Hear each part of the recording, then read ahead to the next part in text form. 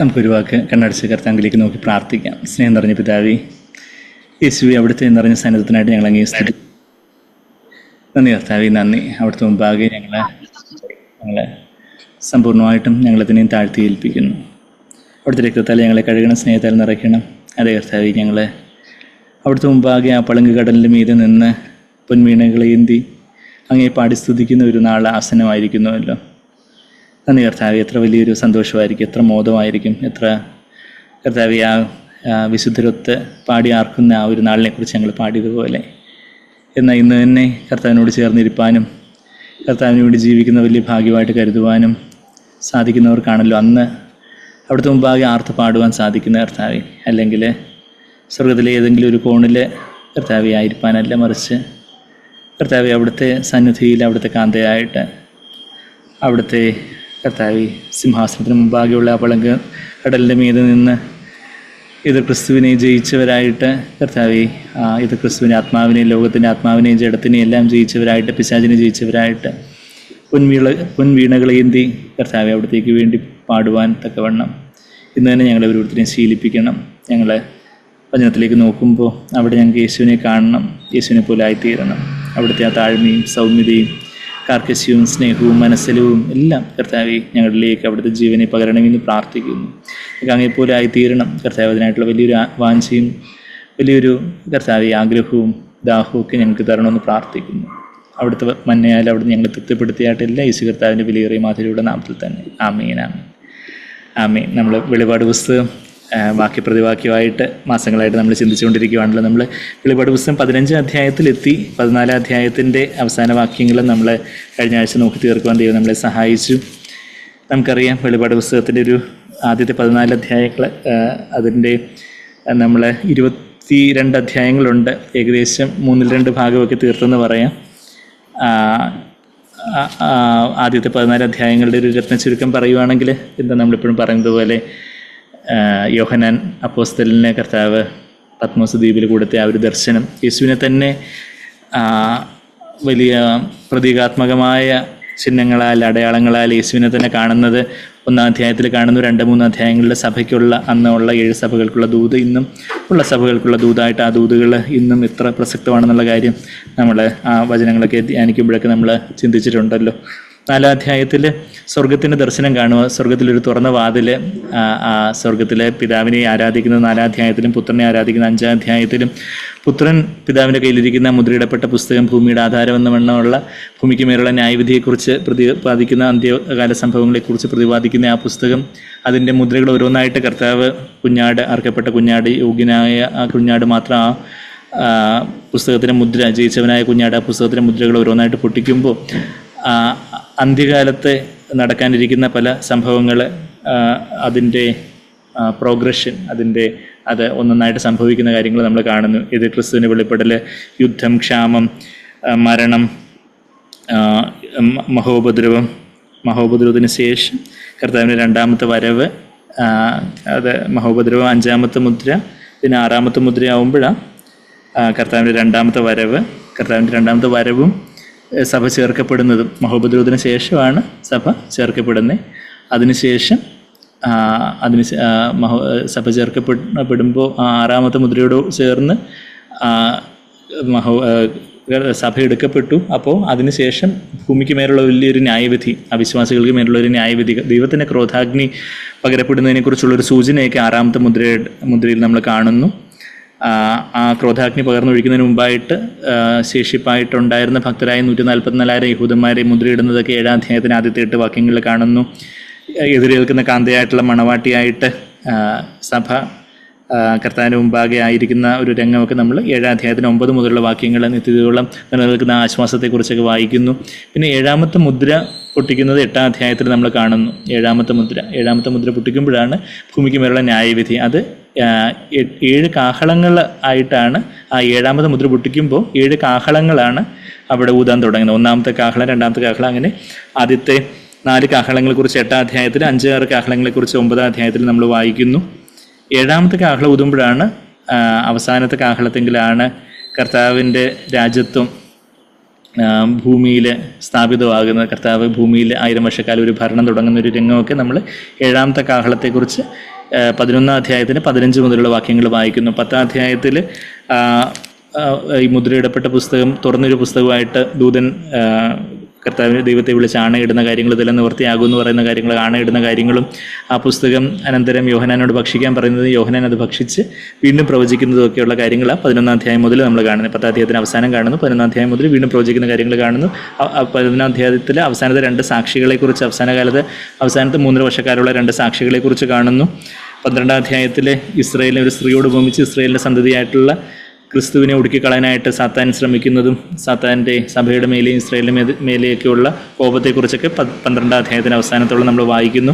13ാം അധ്യായത്തിലാണ് എതിർ ക്രിസ്തുവിനെക്കുറിച്ചും കള്ളപ്രവാചകനെക്കുറിച്ച് 2 മൃഗങ്ങളെ നമ്മളിവിടെ കാണുന്നു. Beast number 1, beast number 2. 1ാമത്തെ മൃഗം, 2ാമത്തെ മൃഗം.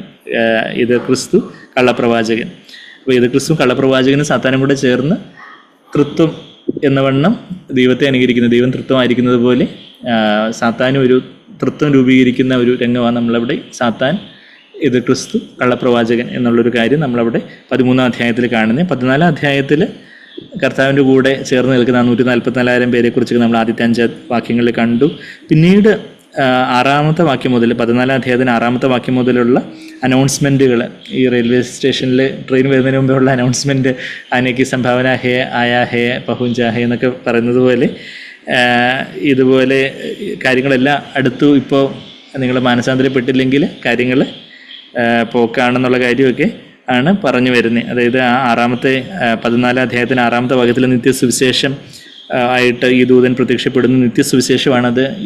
താൽക്കാലികമായിട്ടുള്ള വ്യാജസുവിശേഷമെല്ലാം ഭൂമിയിൽ കേന്ദ്രിതമായിട്ടുള്ള, മനുഷ്യകേന്ദ്രിതമായിട്ടുള്ള വ്യാജസുവിശേഷമെല്ലാം നിത്യസുവിശേഷമാണെന്നുള്ള കാര്യമൊക്കെ നമ്മൾ കണ്ടു. ആ നിത്യസുവിശേഷത്തിൽ ദൈവത്തിനെല്ലാം മഹത്വം കൊടുത്ത് ദൈവത്തെ മാത്രം ആരാധിക്കുവിൻ, സ്രഷ്ടാവിനെ ആരാധിക്കുവിൻ, സൃഷ്ടിയല്ല സ്രഷ്ടാവിനെ ആരാധിക്കുവിൻ എന്നുള്ളൊരു കാര്യമാണ് അതിൻ്റെ 7ാമത്തെ വാക്യത്തിൽ നമ്മൾ 14ന്റെ 7 നമ്മൾ വായിക്കുന്നത്.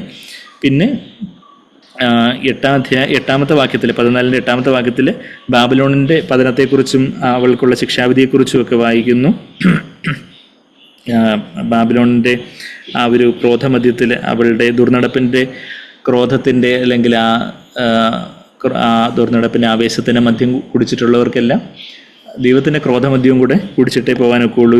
അത് കുടിച്ച് ഇത് ഫ്രീ എന്നുള്ള രീതിയിലുള്ള കാര്യങ്ങളൊക്കെ നമ്മൾ വായിച്ചു. പിന്നെ അവർക്ക് നിത്യമായിട്ടുള്ള ആ ഒരു ടോർമെൻ്റ് ആയിരിക്കും, ഒരു ദണ്ഡനമായിരിക്കും, പീഡനമായിരിക്കും എന്നുള്ള കാര്യമൊക്കെ നമ്മൾ അതിൻ്റെ 11ാമത്തെ വാക്യത്തിലേക്ക് അവർക്ക് റെസ്റ്റ് ഉണ്ടാവുകയില്ല, ഒരു സ്വസ്ഥതയും ഉണ്ടാവുകയില്ലെന്ന 14ന്റെ 11ന്റെ അവസാനം. കർത്താവിൻ്റെ സ്വസ്ഥതയിലേക്ക് പ്രവേശിക്കാത്തവർ ഞാൻ നിങ്ങൾക്ക് ആശ്വാസം തരാം, സ്വസ്ഥത തരാമെന്ന് പറഞ്ഞ് കർത്താവ് വിളിക്കുന്നു. ഇന്നും ആ സ്വസ്ഥത നേടാത്തവർ നിത്യതയിലും സ്വസ്ഥതയില്ലാതെ അവർ വലിയ വർദ്ധിക്കുന്നൊരു അസ്വസ്ഥതയിലേക്കായിരിക്കും അവർ ചെന്ന് വീഴുന്നത്. അപ്പോൾ ആ സമയത്തും വിശുദ്ധന്മാരുടെ വിശ്വാസവും അവരുടെ സഹിഷ്ണുതയും ദൈവകൽപ്പന കാത്തുകൊള്ളുന്ന അവരുടെ സഹിഷ്ണുതയെക്കുറിച്ചൊക്കെ നമ്മൾ 12ാമത്തെ വാക്യത്തിൽ നമ്മൾ വായിക്കുന്നു. 3ാമത്തെ അനൗൺസ്മെൻറ്റ് 13ാമത്തെ വാക്യത്തിൽ അപ്പോൾ മരിക്കുന്നവരുടെ ഭാഗ്യാവസ്ഥ, അവരുടെ പ്രവൃത്തികൾ അവരെ പിന്തുടരുന്നു. പിന്നെ 14ാമത്തെ വാക്യം മുതൽ കർത്താവിൻ്റെ ന്യായവിധിയെക്കുറിച്ച്, ഭൂമിക്ക് മേലുള്ള അവിശ്വാസികൾക്ക് മേലുള്ള ന്യായവിധിയെക്കുറിച്ച്, അതായത് വിശ്വാസത്തിലേക്ക് കർത്താവിൻ്റെ വചനത്തോട് പ്രതികരിച്ചവർ, വിശ്വാസത്തോട് പ്രതികരിച്ചവരെയൊക്കെ വിശ്വാസികളുടെ ഒരു കൊയ്ത്തായിട്ട് അവരെ അർത്ഥ ദൈവരാജ്യത്തിലേക്ക് മാറ്റിയിരിക്കുന്നു. ഇനിയിപ്പോൾ അവിശ്വാസികൾ, ഉണങ്ങിപ്പോയവർ, ഈ harvest of the earth is ripe, harvest of the earth is ripe എന്നുള്ളതിനെക്കാട്ടിലും harvest of the earth is withered എന്നാണ് അതിൻ്റെ കറക്റ്റ് ട്രാൻസ്ലേഷൻ. സെറൈനോ എന്ന് പറഞ്ഞ വാക്കൊക്കെ നമ്മൾ ഗ്രീക്കിൽ കണ്ടു. 15ാമത്തെ വാക്യം അതിൻ്റെ അവസാനം വിളഞ്ഞുണങ്ങിയിരിക്കുന്നു എന്ന് മലയാളത്തിൽ കുറച്ചുകൂടെ കറക്റ്റായിട്ട് ട്രാൻസ്ലേറ്റ് ചെയ്തിട്ടുണ്ട്. അങ്ങനെ ഉണങ്ങിയിരിക്കുന്ന ആ അന്തിമ ന്യായവിധി, അത് കർത്താവിൻ്റെ കയ്യിൽ ഒരു അരിവാളുണ്ട്, ഒരു സിക്കിളുണ്ട്. ആ സിക്കിള് നമ്മൾ യോഹന്നാൻ 12:48 ദൈവത്തിൻ്റെ വചനത്താലാണ് ദൈവം ന്യായം വിധിക്കുന്നതെന്നുള്ള കാര്യമൊക്കെ ഞാൻ പറയുന്ന വചനങ്ങൾ തന്നെ നിങ്ങളെ അവസാന നാളിൽ ന്യായം വിധിക്കുമെന്ന് കർത്താവ് പറയുന്നത് യോഹന്നാൻ 12:48 നമ്മൾ കഴിഞ്ഞ ആഴ്ചകളിൽ കണ്ടായിരുന്നല്ലോ. അതിനുശേഷം അവിടെ അഗ്നിക്ക് മേലെ അധികാരമുള്ള വേറൊരു ദൂതനെക്കുറിച്ചൊക്കെ നമ്മൾ 18ാമത്തെ വാക്യത്തിൽ വായിക്കുന്നു. അത് കഴിഞ്ഞിട്ട് ഭൂമിയിലെ മുന്തിരിങ്ങ പഴുത്തിരിക്കാൻ, ഭൂമിയിലെ മുന്തിരി, വൈൻ ഓഫ് ദ എർത്ത്. കർത്താവ് സ്വർഗത്തിൻ്റെ മുന്തിരിയാണെങ്കിൽ, മുന്തിരിവള്ളിയാണെങ്കിൽ, ഇത് ഭൂമിയുടെ മുന്തിരിവള്ളി മേലുള്ള ആ ഒരു ന്യായവിധിയ മുന്തിരിവള്ളിയുടെ കൊല ഇറക്കുക. അപ്പോൾ മുന്തിരിച്ചാറ് രക്തമെന്ന വണ്ണം ഒഴുകുന്നത് പോലെയുള്ളൊരു പ്രതീകമായിട്ടാണ് ഇത്.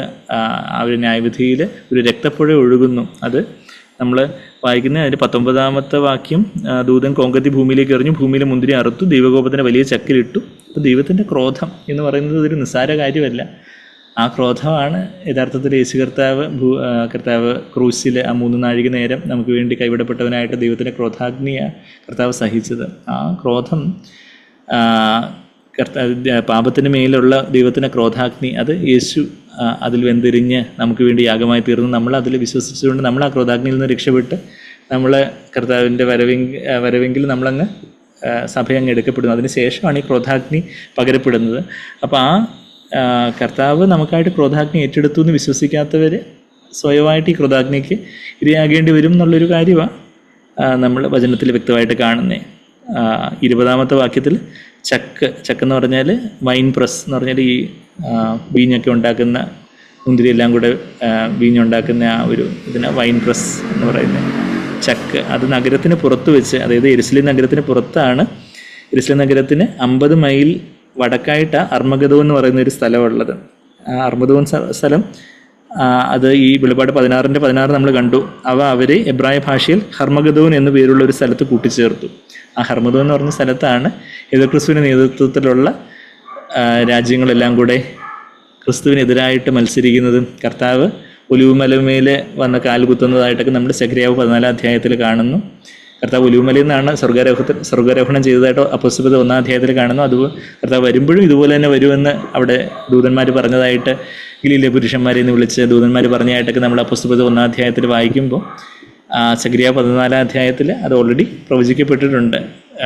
അതായത് പഴയ നിയമത്തിൽ തന്നെ സെഖര്യാവിൻ്റെ പുസ്തകം 14-ാം അധ്യായത്തിന് ആദ്യത്തെ വാക്യങ്ങൾ നമ്മൾ വായിക്കുമ്പോൾ കർത്താവ് ആ ഒലിവുമലമേൽ കാല് വെക്കുന്നതും അവിടെ മല രണ്ടായിട്ട് പിളർക്കുന്നതും ഏത് ഡയറക്ഷനിൽ എങ്ങനെ പിളർക്കുന്നതെന്ന് വരെ കൃത്യമായിട്ട് അവിടെ കർത്താവിൻ്റെ വചനം, ദൈവത്തിൻ്റെ വചനം, മാറ്റമില്ലാത്ത വചനം എഴുതി വെച്ചിട്ടുണ്ട്. അപ്പോൾ അവിടെ കർത്താവ് തൻ്റെ വായിൽ നിന്ന് വരുന്ന വാളിനാല കർത്താവ് എന്തോ ഇങ്ങനെ പടവെട്ടി എന്തോ പാടുപെട്ട് ജയിക്കുമല്ല, മറിച്ച് കർത്താവിൻ്റെ വചനം കൊണ്ട് ആ വായിൽ വരുന്ന വാളുകൊണ്ടാണ് കർത്താവ് അവരെ സംഹരിക്കുന്നതായിട്ട് നമ്മൾ കാണുന്നത്. വായിൽ വരുന്ന വാള് കൊണ്ടെന്നുള്ള കാര്യമൊക്കെ നമ്മൾ കഴിഞ്ഞ ആഴ്ച ആ വാക്യം ഒന്ന് കണ്ടായിരുന്നു. 19-ാം അധ്യായത്തിലാണ്. 19-ാം അധ്യായത്തിൻ്റെ അതിൻ്റെ 15-ാമത്തെ വാക്യത്തിലാണ് ജാതികളെ വിട്ടുവാൻ അവൻ്റെ വായിൽ നിന്ന് മൂർച്ചയുള്ള വാൾ. അത് നമുക്കറിയാം, ഇത് വാളിനേക്കാളും മൂർച്ചയുള്ള ദൈവവചനമാണ് ആ വാളെന്നുള്ള കാര്യം എബ്രായർ 4:12 എഫീസർ 6:17 ഒക്കെ ആത്മാവിൻ്റെ വാള് ദൈവവചനമാണെന്നുള്ള കാര്യമൊക്കെ നമ്മൾ വായിച്ചു. നമ്മളെ ചെത്തി വെടിപ്പാക്കുന്ന കത്തി ആണ് ഈ വാളെന്നുള്ള കാര്യമൊക്കെ നമ്മൾ യോഹന്നാൻ 15:2 നമ്മൾ കണ്ടു. എന്നാൽ ന്യായവിധിക്കായിട്ടുള്ളൊരു വാളായിട്ടും അതൊരു അരിവാളായിട്ട് നമ്മളിവിടെ വെളിപ്പാട് 14 മുതൽ കണ്ടു. അത് കഴിഞ്ഞിട്ട് അങ്ങനെ ഈ ചക്ക നഗരത്തിന് പുറത്ത് വെച്ച് 14:20 പുറത്ത് വെച്ച് മെതിച്ചു. ചക്കിൽ നിന്ന് രക്തം കുതിരകളുടെ കടിവാളങ്ങളോളം, കടിവാളങ്ങൾ എന്ന് പറഞ്ഞാൽ ബ്രൈഡിൽസ്, അതിൻ്റെ കടിഞ്ഞാൺ, കുതിരയുടെ കടിഞ്ഞാണിൻ്റെ ലെവലിലേക്ക് രക്തം പൊങ്ങി 200 നാഴിക ദൂരത്തോളം ഒഴുകി. അത്രയും രക്തപ്പുഴ ഒഴുകുന്ന ഒരു സമയം ഉണ്ടാവും കർത്താവിൻ്റെ 2-ാമത്തെ വരവെങ്കിൽ കർത്താവ് രാജ്യത്തെ സ്ഥാപിക്കുന്നതിന് തൊട്ട് മുമ്പായിട്ട് എന്നുള്ളൊരു കാര്യമാണ് നമ്മളിവിടെ വായിക്കുന്നത്. അപ്പോൾ അതോടെ ദൈവത്തിൻ്റെ ക്രോധം തീർന്നു എന്നുള്ളൊരു കാര്യം നമ്മളിപ്പം 15-ാം അധ്യായത്തിൻ്റെ 1-ാമത്തെ വാക്യം, അതിപ്പം ചെക്കുപേറിപ്പം അന്തിമവിജയം പുസ്തകം, സാക്രമെൻ്റ് തന്നെ അന്തിമവിജയം പുസ്തകത്തിൽ 15-ാം അധ്യായത്തിൻ്റെ 1-ാമത്തെ വാക്യവും അതിൻ്റെ എക്സ്പ്ലനേഷനും ബ്രദർ വായിക്കുമ്പോൾ അജിബേർ അത് ഡിസ്പ്ലേ ചെയ്യുമല്ലോ. വാക്യം 1: ഞാൻ വലുതും അത്ഭുതവുമായ മറ്റൊരു അടയാളം സ്വർഗത്തിൽ കണ്ടു. ഒടുക്കത്തെ 7 ഭാഗമുള്ള 7 ദൂതന്മാരെ തന്നെ. അതോടുകൂടെ ദൈവക്രോധം തീർന്നു. 6-ാം അധ്യായത്തിൽ 6 മുദ്രകൾ പൊട്ടിച്ചത് നാം കണ്ടു. ആ മുദ്രകൾ ഏറെയും ദൈവക്രോധം ചൊരിയുവാൻ ഇടയാക്കിയവയല്ല. അവ പൊട്ടിച്ചപ്പോൾ അന്ത്യകാലത്ത് ഭൂമിയിൽ നടക്കുന്ന ചില സംഭവങ്ങളുടെ വിവരണങ്ങൾ മാത്രമാണ് നാം വായിച്ചത്. എന്നാൽ ഒടുവിൽ 6 മുദ്ര പൊട്ടിച്ചപ്പോൾ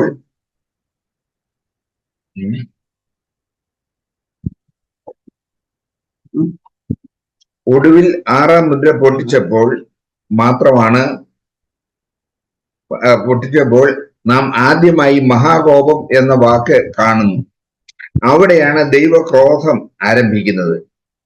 ദൈവക്രോധത്തിന്റെ തുടക്കത്തിൽ തന്നെ സഭ എടുത്തുകൊള്ളപ്പെടുന്നു.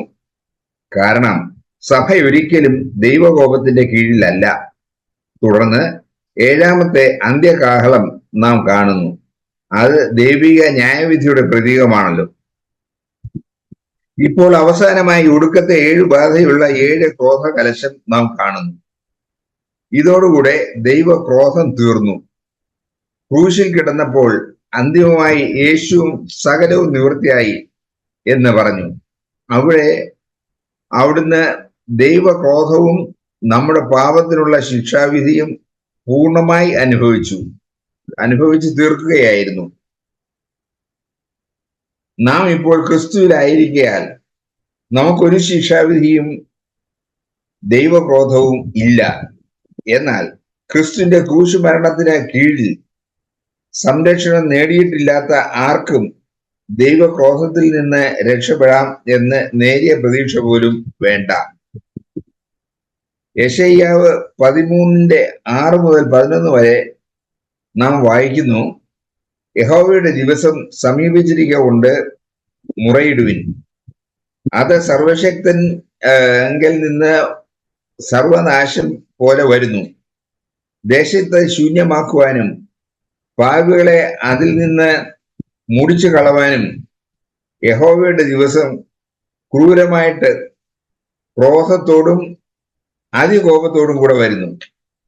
ആകാശത്തിലെ നക്ഷത്രങ്ങളും നക്ഷത്ര രാശികളും പ്രകാശം തരികയില്ല. സൂര്യൻ ഉദയത്തിങ്കൽ തന്നെ ഇരുണ്ടുപോകും. ചന്ദ്രൻ പ്രകാശം നൽകുകയില്ല. ഞാൻ ഭൂതലത്തെ ദോഷനിമിത്തവും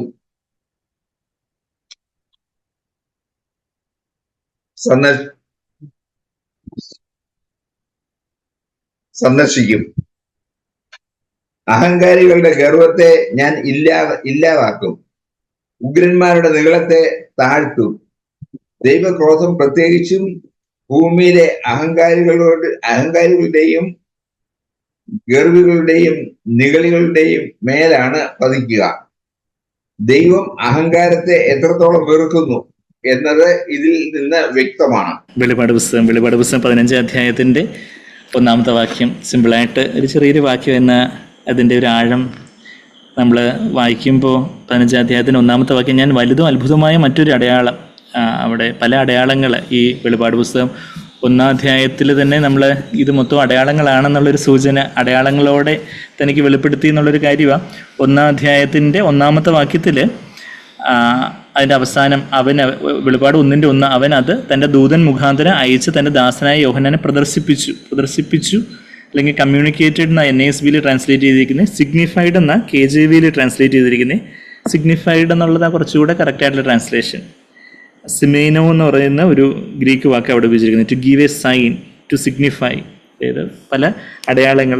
അതായത് സേമ എന്ന് പറഞ്ഞാൽ മാർക്ക്, അടയാളം. സിമൈനോ എന്ന് പറഞ്ഞാൽ അടയാളം കൊടുക്കുക. അപ്പം അടയാളങ്ങളോടുകൂടി കാണിച്ചു എന്നുള്ളൊരു കാര്യം. അപ്പോൾ ഇവിടെയും നമ്മൾ ഒരുപാട് പ്രതീകങ്ങൾ, അടയാളങ്ങൾ, ആലങ്കാരികമായ പ്രയോഗങ്ങളൊക്കെ നമ്മൾ വെളിപാട് പുസ്തകത്തിലുടനീളം കാണുന്നു. ഇവിടെയും നമ്മളെന്താ വായിക്കുന്നേ? ഞാൻ വലുതും അത്ഭുതവുമായ ദെൻ എന്നുള്ളൊരു വാക്ക്, അത് അനന്തരം എന്നുള്ളൊരു വാക്കും കൂടെ അവിടെ ഉണ്ട്. അത് മലയാളം പരിഭാഷ വന്നിട്ടില്ല. ഞാൻ വലുതും അത്ഭുതവുമായ ഗ്രേറ്റ് ആൻഡ് മാവലസ് ആയിട്ടുള്ള മറ്റൊരു അടയാളം സ്വർഗത്തിൽ കാണുന്നു.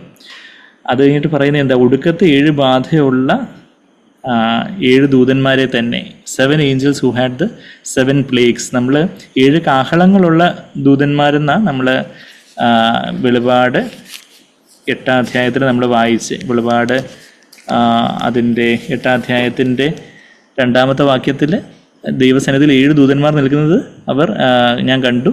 അവർക്ക് 7 കാഹളമുണ്ട്. അപ്പോൾ ഓരോ കാഹളം ഓതുമ്പോഴും ഓരോ ബാധകൾ, ക്രോധ കലശങ്ങൾ, നമ്മൾ 16-ാം അധ്യായത്തിലേക്ക് അതിൻ്റെ ഡീറ്റെയിൽസ് നമ്മൾ കാണുന്നുണ്ട്. ആ ക്രോധ കലശങ്ങൾ നമ്മൾ കാണുന്നുണ്ട്. ആ ഓരോ കാഹളം ഊതുമ്പോഴും ക്രോധ കലശം, വയൽസ് ഓഫ് റാത്ത് അല്ലെങ്കിൽ ബൗൾസ് ഓഫ് റാത്ത് ആയിരുന്നു പകരപ്പെട്ടത് എന്നുള്ളൊരു കാര്യം നമ്മൾ കാണുന്നത്. അപ്പോൾ ഒടുക്കത്തെ 7 ബാധയുള്ള who had the 7 angels who had the 7 plagues which are the last. അത് അവസാനമുള്ള ബാധകളാണ് ഈ 7 ബാധകൾ, 7 ക്രോധ കലശങ്ങൾ. അവരെ തന്നെ കണ്ടു. അതോടുകൂടെ ദൈവക്രോധം തീർന്നു. ദൈവത്തിൻ്റെ ക്രോധം അത് അങ്ങനെ സിമ്പിളായിട്ട് അങ്ങ് ശമിക്കുന്ന ഒരു കാര്യമില്ല. ദൈവം നീതിമാനായ ദൈവമാണ്. ശരിയാണ്, ദൈവം സ്നേഹമാണ്. ദൈവം സ്നേഹമാണെന്ന് 1 യോഹന്നാൻ 4:8 16 നമ്മൾ വായിക്കുന്നുണ്ട്. കർത്താവ് സ്നേഹമാണ്, അതിൽ യാതൊരു ഡൗട്ടും ഇല്ല. എന്നാൽ കർത്താവ് ദഹിപ്പിക്കുന്ന അഗ്നിയുമാണെന്നാണ് എബ്രായർ 12:29 വാക്യത്തിൽ നമുക്ക് എല്ലാവർക്കും ആ വാക്യങ്ങൾ അറിയുമോ? എബ്രായർ 12 അവസാനത്തെ വാക്യത്തിൽ അതിൻ്റെ 29 വാക്യത്തിൽ for God is A consuming fire. നമ്മുടെ ദൈവം ദഹിപ്പിക്കുന്ന അഗ്നിയല്ലോ. ദൈവം സ്നേഹമാണ്, എന്നാൽ ആ സ്നേഹം ഒരു ദഹിപ്പിക്കുന്ന അഗ്നിയും കൂടെ ആയിട്ടുള്ള സ്നേഹമാണ്. സ്നേഹമാകുന്ന എന്നെ അങ്ങ് അതിൽ സ്നേഹമാണ് നിന്നെ കണ്ടവർ പിന്നെ സ്നേഹിക്കാതെ ജീവിക്കുമോ, ദഹിപ്പിക്കണം എന്നെ ശേഷം എന്ന് നമ്മൾ ആ നാഗൽ സാഹിബിൻ്റെ പാട്ടിൽ പാടുന്നത് പോലെ ആ സ്നേഹത്തിൻ്റെ അഗ്നിയാൽ നമ്മൾ പിടിക്കപ്പെടണം. അല്ലെങ്കിൽ ദൈവത്തിൻ്റെ ക്രോധാഗ്നി ആയിരിക്കും വന്ന് നിബന്ധിക്കാൻ പോകുന്നത്. എല്ലാവരും അഗ്നിയാൽ സോൾട്ടഡ് ആവണം എന്നുള്ളൊരു കാര്യം നമ്മൾ മർക്കോസിൻ്റെ സുവിശേഷത്തിലെ ആ വാക്യം പലർക്കും ഓർമ്മ കാണുമായിരിക്കും. മർക്കോസിൻ്റെ സുവിശേഷത്തിൽ എല്ലാവർക്കും ഏതെങ്കിലും തരത്തിലുള്ള അഗ്നി കിട്ടണമെന്നാണ് പറയുന്നത്. എല്ലാവരും തീനാൽ, അതാ മർക്കോസ് 9:49 വായിക്കുന്നത്, എല്ലാവരും തീ കൊണ്ട് ഉപ്പിടും. അപ്പോൾ എല്ലാവരും എന്ന് പറയുമ്പോൾ അയ്യോ അവിശ്വാസികളെല്ലാം തീ കൊണ്ട് ഉപ്പിടുമോ? ഇപ്പം വിശ്വാസികൾക്കൊരു തീയുണ്ട്, അവിശ്വാസികൾക്കൊരു തീയുണ്ട്. അത് അതിൻ്റെ തൊട്ടപ്പുറവും ഇപ്പുറവും പറയുന്ന തീ. അതിൻ്റെ തൊട്ട് മുമ്പേ 48 വാക്യത്തിൽ മർക്കോസ് 9:48 തീ എന്ന് പറഞ്ഞാൽ അവിടെ അവരുടെ പുഴു ചാകുന്നില്ല, തീ കെടുന്നതുമില്ല എന്ന് പറഞ്ഞാൽ നരകത്തിലെ തീയ, ആ നരകാഗ്നി, ദൈവത്തിൻ്റെ ക്രോധാഗ്നി. എന്നാൽ വിശ്വാസികളെക്കുറിച്ച് ദൈവം ആഗ്രഹിക്കുന്ന എന്ത് തീയാന്ന് ചോദിച്ചാൽ പരിശുദ്ധാത്മാവിൻ്റെ കൃപയുടെ തീയ. അത് അതിൻ്റെ തൊട്ട് താഴെ 50 വാക്യത്തിൽ ഉപ്പ് നല്ലത് തന്നെ, ഉപ്പ് തീ കൊണ്ട് ഉപ്പിടും എന്ന് പറയുമ്പോൾ അത് പരിശുദ്ധാത്മാവിൻ്റെ തീ കൊണ്ടുള്ളൊരു ഉപ്പാണ് നമുക്ക് ദൈവം ആഗ്രഹിക്കുന്നത്. അല്ലെങ്കിൽ അത് ദൈവത്തിൻ്റെ ക്രോധാഗ്നിയിലേക്കുള്ളൊരു ഉപ്പായിരിക്കും, ഉപ്പിടപ്പെടുന്ന ഒരു അവസ്ഥയായിരിക്കും. അതാ 50 വാക്യത്തിൽ ഉപ്പ് നല്ലത് തന്നെ, ഉപ്പ് കാരമില്ലാതെ പോയാലും എന്തൊന്നിനാൽ അതിന് രസം വരുത്തും. നിങ്ങളിൽ തന്നെ ഉപ്പുള്ളവരും അന്യോന്യം സമാധാനമുള്ളവരും ആയിരിക്കും. ആ ഉപ്പിനെ കൃപയോട് ഉപമിച്ചിട്ടുള്ളതായിട്ട്, കൃപയോടുകൂടിയ ഉപ്പിനാൽ രുചി വരുത്തിയ വാക്കുകൾ എന്ന് കൊളോസ്യർ 4:6 നമ്മൾ വായിക്കുമ്പോൾ കൃപയെ ഉപ്പിനോട് ഉപമിച്ചിട്ടുണ്ട്. ആ കൃപയിൽ എന്തുണ്ടെന്ന് ചോദിച്ചാൽ ദൈവത്തിൻ്റെ ശക്തി, ദൈവത്തിൻ്റെ ജീവൻ, ദൈവത്തിൻ്റെ സമാധാനമുണ്ട്. അത് ദൈവത്തിൻ്റെ കൃപ തരുന്ന ആ ഒരു സമാധാനം, അന്യോന്യം ഉപ്പുള്ളവരും അന്യോന്യം സമാധാനമുള്ളവരും ആയിരിക്കും എന്നുള്ളൊരു കാര്യം നമ്മളിവിടെ മർക്കോസ് 9:50 നമ്മൾ വായിക്കുന്നത്. അപ്പം ആ ഒരു പരിശുദ്ധാത്മാവിൻ്റെ അഗ്നി ഉള്ളവർക്ക് ദൈവത്തിൻ്റെ കൃപയുടെ അഗ്നിയും അവിടെ സമാധാനത്തിൻ്റെ ജീവൻ്റെ അഗ്നി ഒക്കെ ഉണ്ടായിരിക്കും. അവരുടെ വാക്കുകളിലും ഉപ്പിനാൽ രുചി വരുത്തിയ വാക്കുകളായിരിക്കും.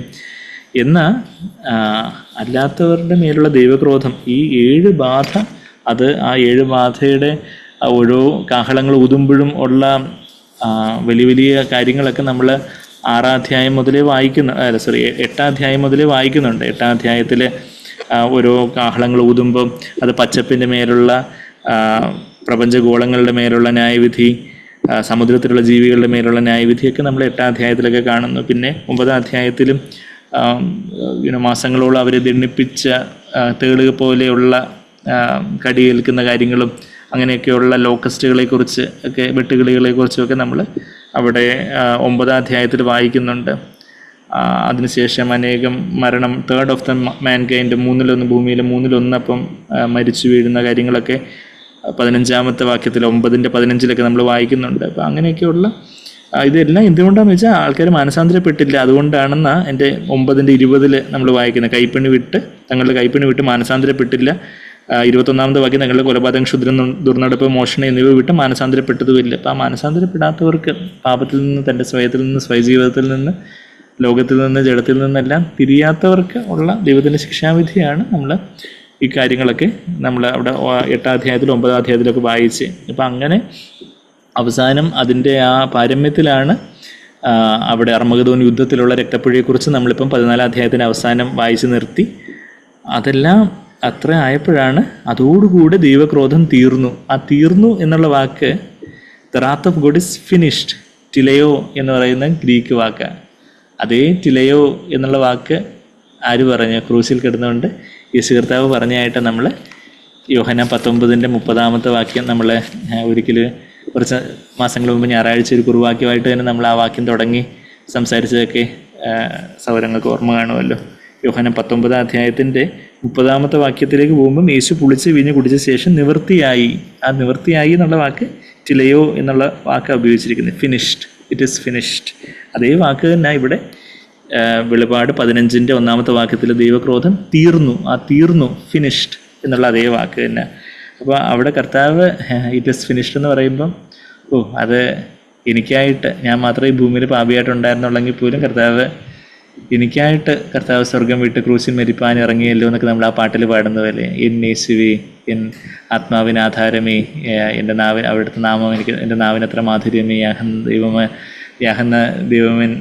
യാഹന്ന ശക്തനാം ദൈവമല്ലോ, ഇസ്രായേലിൻ രക്ഷാകരൻ എന്ന് പറഞ്ഞ് നമ്മൾ ഞായറാഴ്ചയും പാടിയ പാട്ട്, നമ്മുടെ 389-ാമത്തെ പാട്ട്.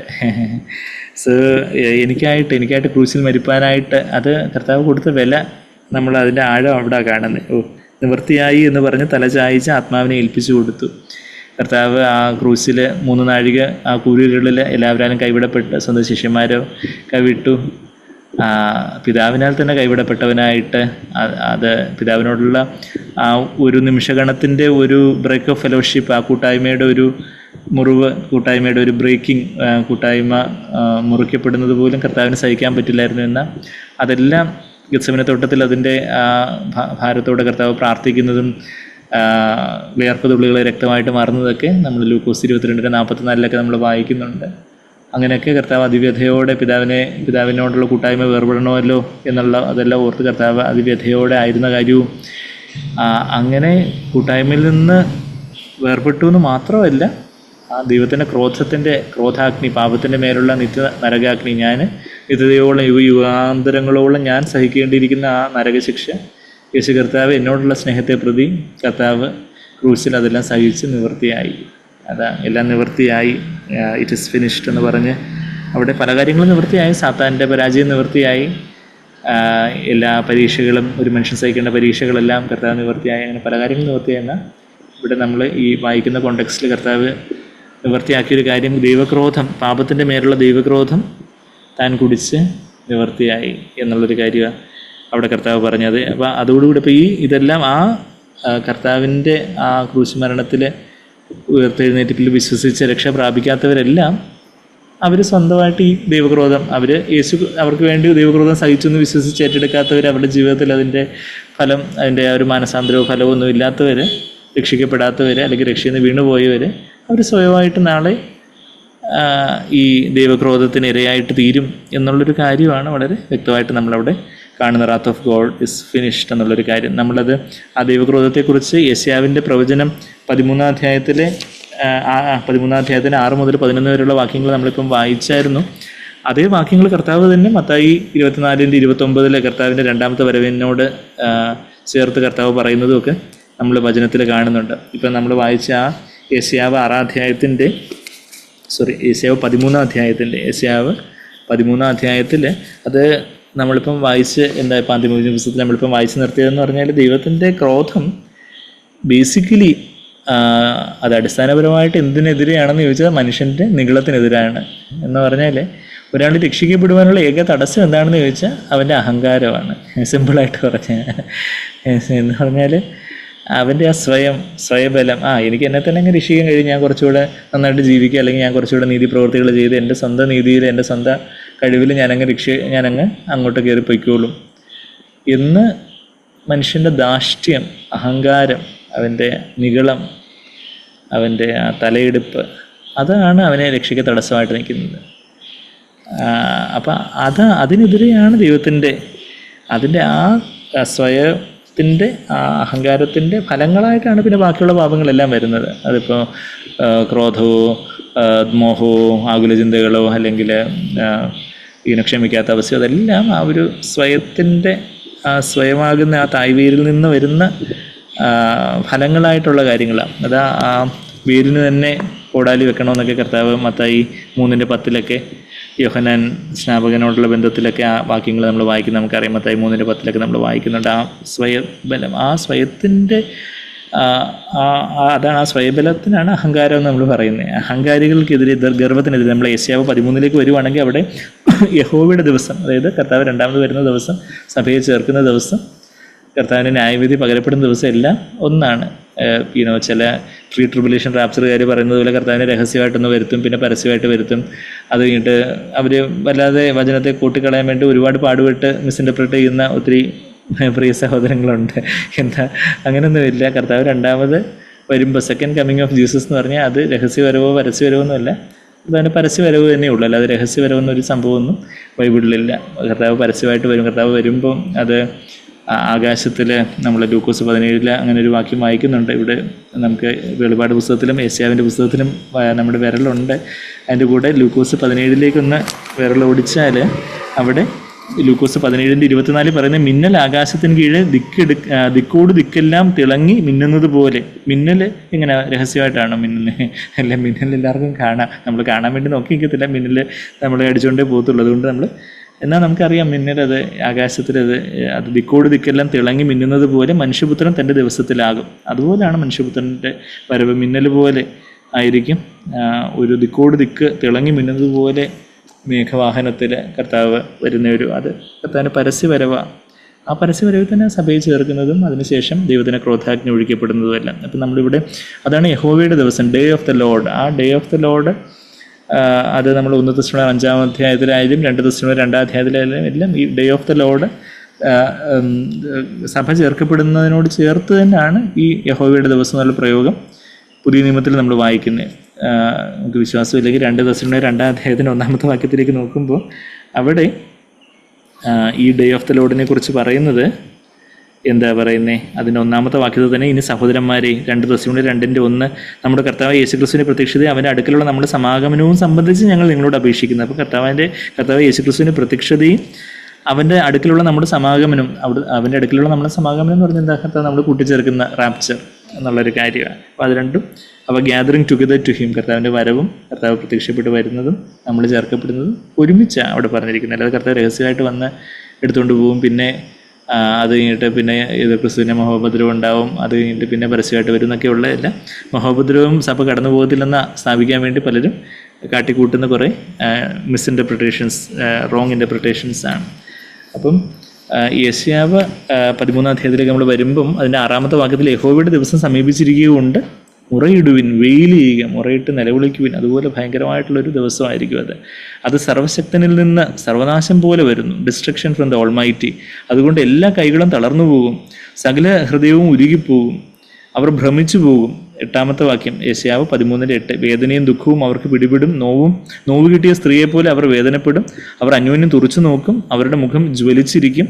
ദേശത്തെ ശൂന്യമാക്കുവാനും പാപികളെ അതിൽ നിന്ന് മുടിച്ച് കളയുവാനും യഹോവയുടെ ദിവസം ക്രൂരമായി ക്രോധത്തോടും അതികോപത്തോടും കൂടെ വരുന്നു.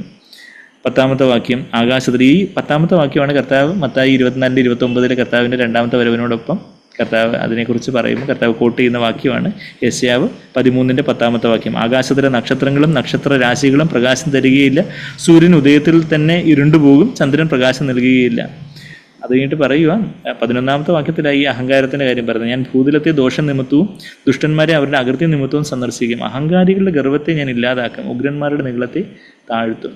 അപ്പം നമ്മൾ പലപ്പോഴും ഇരിക്കും അവർ ഗോസ്പൽ വേണ്ടത്ര കേൾക്കാഞ്ഞിട്ടാണ് രക്ഷിക്കപ്പെടാത്തത്, അല്ലെങ്കിൽ അവർ സുവിശേഷം, ശരിയാണ് എല്ലാവരും ഗോസ്പൽ കേൾക്കണം, നമുക്ക് ദൈവം തരുന്ന ഓപ്പർച്യൂണിറ്റീസ് എല്ലാം നമ്മൾ ഗോസ്പൽ പറയണം, തീർച്ചയായിട്ടും നമുക്ക് അതിൻ്റെ ഒരു ഉത്തരവാദിത്വമുണ്ട്. എന്നാൽ യഥാർത്ഥത്തിൽ എത്ര ഗോസ്പൽ കേട്ടാലും പലരും റെസ്പോണ്ട് ചെയ്യാത്ത എന്താണെന്ന് ചോദിച്ചാൽ അവരുടെ അഹങ്കാരമാണ്. അതാ അവിടെ അഹങ്കാരികളുടെ ഗർവത്തിനെതിരായിട്ടാണ്, അഹങ്കാരികളുടെ ഗർവത്തെ ഞാൻ ഇല്ലാതാക്കും. ഈവൻ വിശ്വാസത്തിലേക്ക് വന്നതിന് ശേഷം പോലും ദൈവം നമ്മളെ എതിർത്ത് നിൽക്കാനുള്ള ഒരേ ഒരു കാരണം എന്താണെന്ന് ചോദിച്ചാൽ, ദൈവം നിഗളികളോട് എതിർത്ത് നിൽക്കുന്നു, താഴ്മയുള്ളവർക്ക് കൃപ നൽകുന്നു. പിന്നെ നമ്മളുടെ ആ ഒരേ ഒരു ശത്രു എന്ന് പറയുന്നത് നമ്മുടെ സ്വയബലമാണ്, ജഡം, സ്വയം.